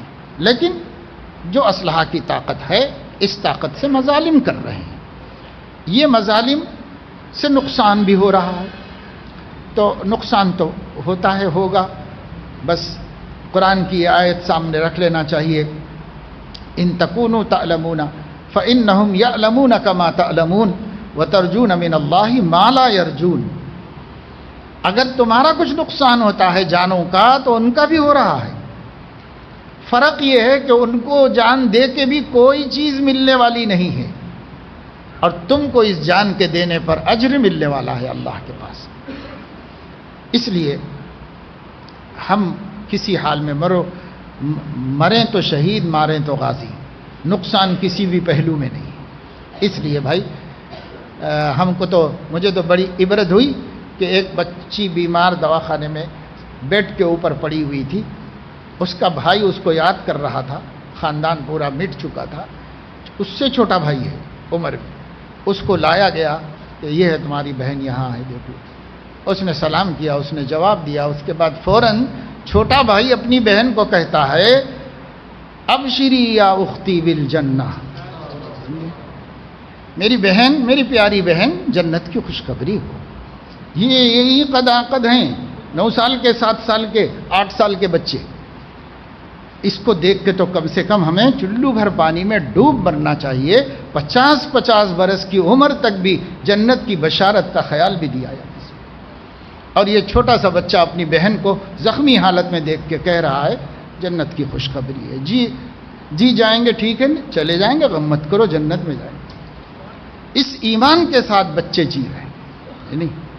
آج ہندوستان کے مسلمانوں کو ایسے بچے تیار کرنے کی ضرورت ہے کہ آنے والے دنوں میں ایمان کیسے بچایا جائے۔ ایمان انہی بچوں کا بچا ہوا ہے۔ ایک ایک بڑے بزرگوں، عالموں کو چھوڑ دیجئے آپ، فلسطین کے چھوٹے چھوٹے بچوں بچیوں کی یہ داستانیں سوشل میڈیا پر جو حقیقت ریئلی آ رہی ہے ہماری آنکھوں کے سامنے، اسے دیکھ کر جی یہ چاہتا ہے کہ چلو بھر پانی میں ڈوب مریں۔ ابھی تک یقین نہیں بنا ہمارا، ابھی تک ہمارا ایمان نہیں بنا ہوا ہے جو ان بچوں کا معرکہ کارزار میں بنا ہوا ہے، جہاں دھماکے، آوازیں، بم، میزائل، صبح و شام، یہ مرا، وہ مرا، اس کا جنازہ، اس کی لاشیں اٹھاتے جوانوں کی کمر ٹوٹی، لیکن بہت امید سے ہیں۔ اللہ پاک ہمارا ناصر ہے، اللہ ہمارا مددگار ہے، اللہ ہمیں اجر دینے والا ہے، اللہ پاک ہماری مسجد اقصی ہمیں واپس دلانے والا ہے۔ یہ دیکھا، وہ ایک بچی سے انٹرویو لیا ایک شخص، اس نے مائک اس کے سامنے کر کے کہا کہ تم اسرائیل کو کیا میسج دینا چاہتی ہو؟ پورا خاندان چلا گیا اس کا، اکیلی بچی چھوٹی بچی، کیا میسج دینا چاہ رہے؟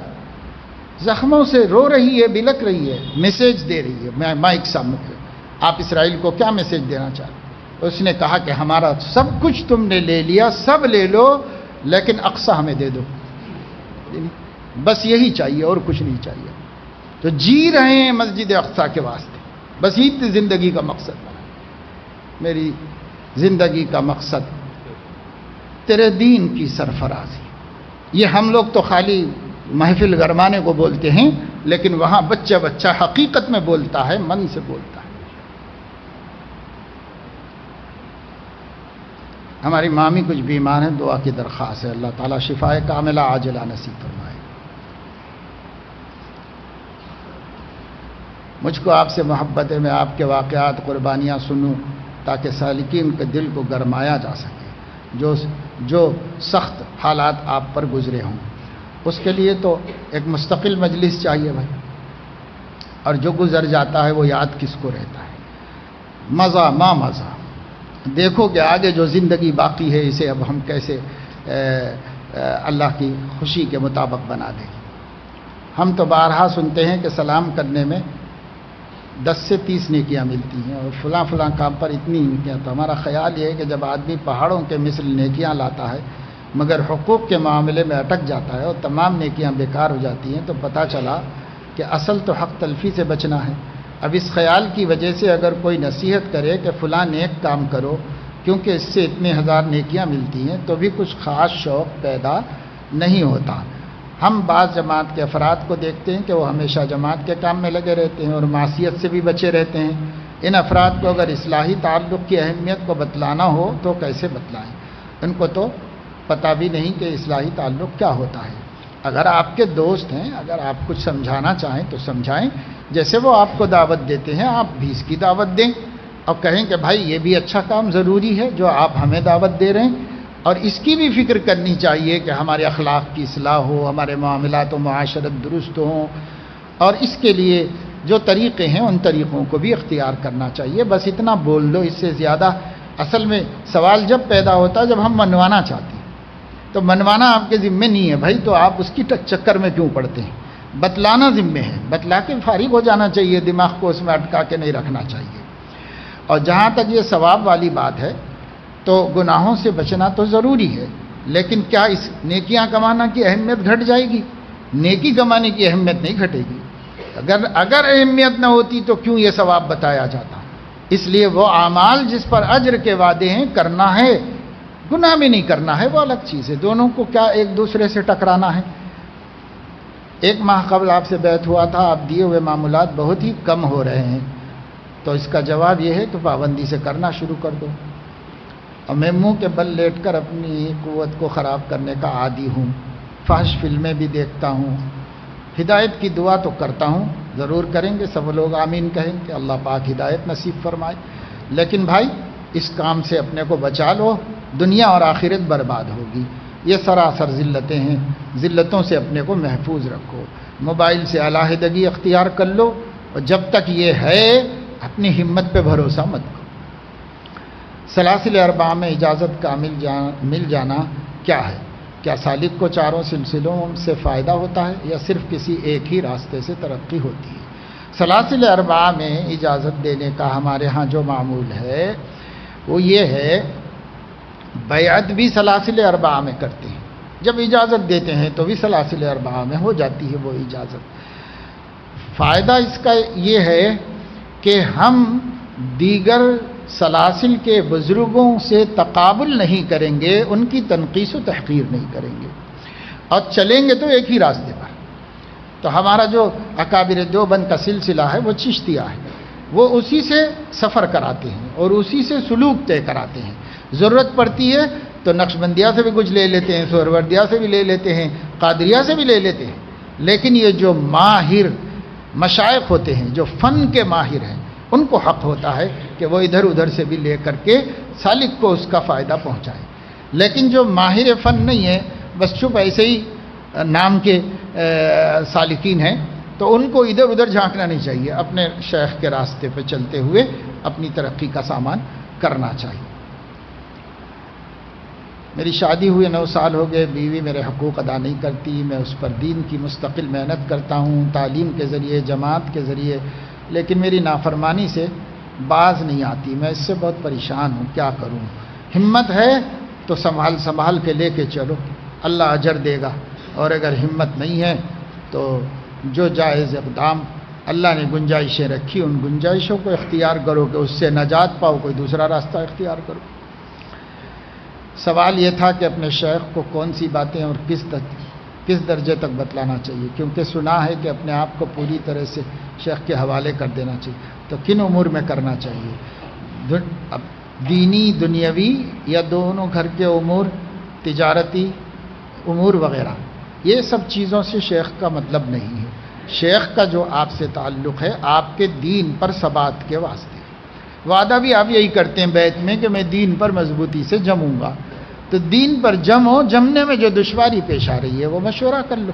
باقی یہ ہے کہ آدمی کبھی گھر کے خانگی امور میں بھی کسی خیر خواہ سے مشورہ کرنا چاہتا ہے تو اس کے لیے شیخ سے بڑھ کر کون خیر خواہ ہے کہ اس سے مشورہ کر لے، وہ کرے نہ کرے وہ اس کے لوازم میں سے نہیں ہے۔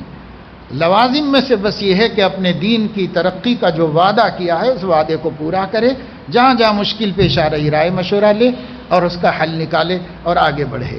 اصل یہ ہے شیخ کا مقصد۔ کبھی ایسا ہوتا ہے کہ والدین اور بیوی سے بھی مشورہ کیا، پھر بعد میں شیخ سے بھی کیا، اور دونوں کی رائے الگ ہوئی تو کس کی ماننا چاہیے، یہ ایک سوال ہے۔ تو وہ چیز اگر گھر والوں کے مشورے سے گھر کے نفع کی ہے اسی پہ عمل کر لینا چاہیے، وہ کائے کو شیخ کرنا چاہیے۔ حضرت صلی اللہ علیہ وسلم نے فرمایا کہ بھائی یہ ایسا کیوں کرتے ہو تم لوگ کھجور کا جھاڑ، ایسا مت لگاؤ ایسا لگاؤ، تو لگا دیا تو وہ لگے ہی نہیں، سب نقصان ہو گیا۔ بتایا گیا تو حضور علیہ السلام نے فرمایا جیسا تمہارا طریقہ تھا اسی طریقے سے باغبانی کر لیا کرو، انتم اعلم بامور دنیاکم، تمہاری کھیتی باڑی تم ہی لوگ زیادہ جانتے ہو، میں کوئی کھیتی باڑی سکھانے تھوڑا ہی آیا، مجھے ایک بات اچھی سمجھ میں آئی بتا دیا۔ اب وہ تجربے کے خلاف ہے، طریقے کے خلاف ہے، تو آپ وہ کرو جو جیسا کیا جاتا ہے۔ میرا کام تو آپ کے ایمان کی کھیتی کو لہلانا ہے، یہ میرا کام ہے۔ تو جب نبی نے یہ بات فرما دی تو مشائخ کے بارے میں بھی یہی ہوگا کہ بھائی تجارت کے بارے میں، کاروبار کے بارے میں، بلکہ ہمارے سے کوئی مشورہ بھی کرتا ہے تو ہم کہتے ہیں کہ بھائی یہ بات کچھ تاجروں سے مشورہ کر لو، اپنے علاقے کے اچھے خیر خواہ لوگوں سے پوچھ لو، اس واسطے کہ وہ لائن ہم جانتے نہیں تو بتائیں گے، تو جو لائن نہیں جانتے ہم بتائیں گے بھی نہیں، ریفر کریں گے کہ بھائی فلاں سے پوچھ لو، فلاں سے معلوم کر لو، بس ختم۔ اور یہ جو اپنی خانگی زندگی ہے اس کی حکمت عملی ماں ہے، والد ہیں، بیوی ہے، تو آپس ہی میں طے ہونا چاہیے، آپس ہی میں طے کر کے حکمت عملی بنا لینا چاہیے۔ اس میں شیخ کوئی صحیح مشورہ بھی نہیں دے سکتا آپ کو۔ میں ایک مسجد کا امام ہوں، میری نماز ظہر کی چھٹی ہے تو نماز ظہر کی پابندی نہیں ہو رہی تھی، تو کیا امامت کے لیے نماز پڑھتے ہیں یا نماز فرض ہونے کی وجہ سے پڑھتے ہیں؟ اگر امامت کے لیے پڑھتے ہیں تو وہ 4 بھی کون سی قبول ہو رہی؟ اس واسطے بھائی نماز پڑھنا ہے، چاہے امامت رہے چاہے امامت نہ رہے۔ البتہ ہم حفاظ علماء کو کہتے ہیں امام بن جاؤ، مددگار تو ہے پابندی کرنے میں امامت، اس لیے پابندی ہو جاتی ہے، لیکن اگر خدا نخواستہ کوئی امام نہیں ہے یا امامت نہیں ہے اس کسی نماز، تو چھوڑنے کا کیا سوال ہے؟ چھوڑ تو نہیں سکتے کسی بھی حال میں۔ اب الحمدللہ ظہر کی پابندی بھی ہو رہی ہے لیکن سنتوں کی پابندی نہیں ہو رہی، تو جیسے ہمت کر کے فرض پر آپ قابو پا گئے، الحمدللہ سنت مؤکدہ پہ پا جائے۔ میں ایک مدرسے کا ذمہ دار ہوں، مدرسے کی ترقی کے ناظم کو کس طرح رہنا چاہیے، عند اللہ مقبول ہونے کے لیے کیا کرنا چاہیے۔ ہمارے مولانا مفتی ابو بکر جابر قاسمی صاحب کی ایک کتاب ہے منظم مدارس، اس میں ہر ایک کے بارے میں قرآن حدیث کی روشنی میں تفصیلات جمع کر دی گئی، ناظم کیسا ہو، ماتحت کیسا ہو، منتظم کیسا ہو، استاد کیسا ہو، طلبہ کیسے ہو، سب آ گئے ہیں۔ وہ کتاب خرید لو اور اسے پڑھ لو۔ سبحانک اللہم و بحمدک اشہد ان لا الہ الا انت استغفرک و اتوب الیک۔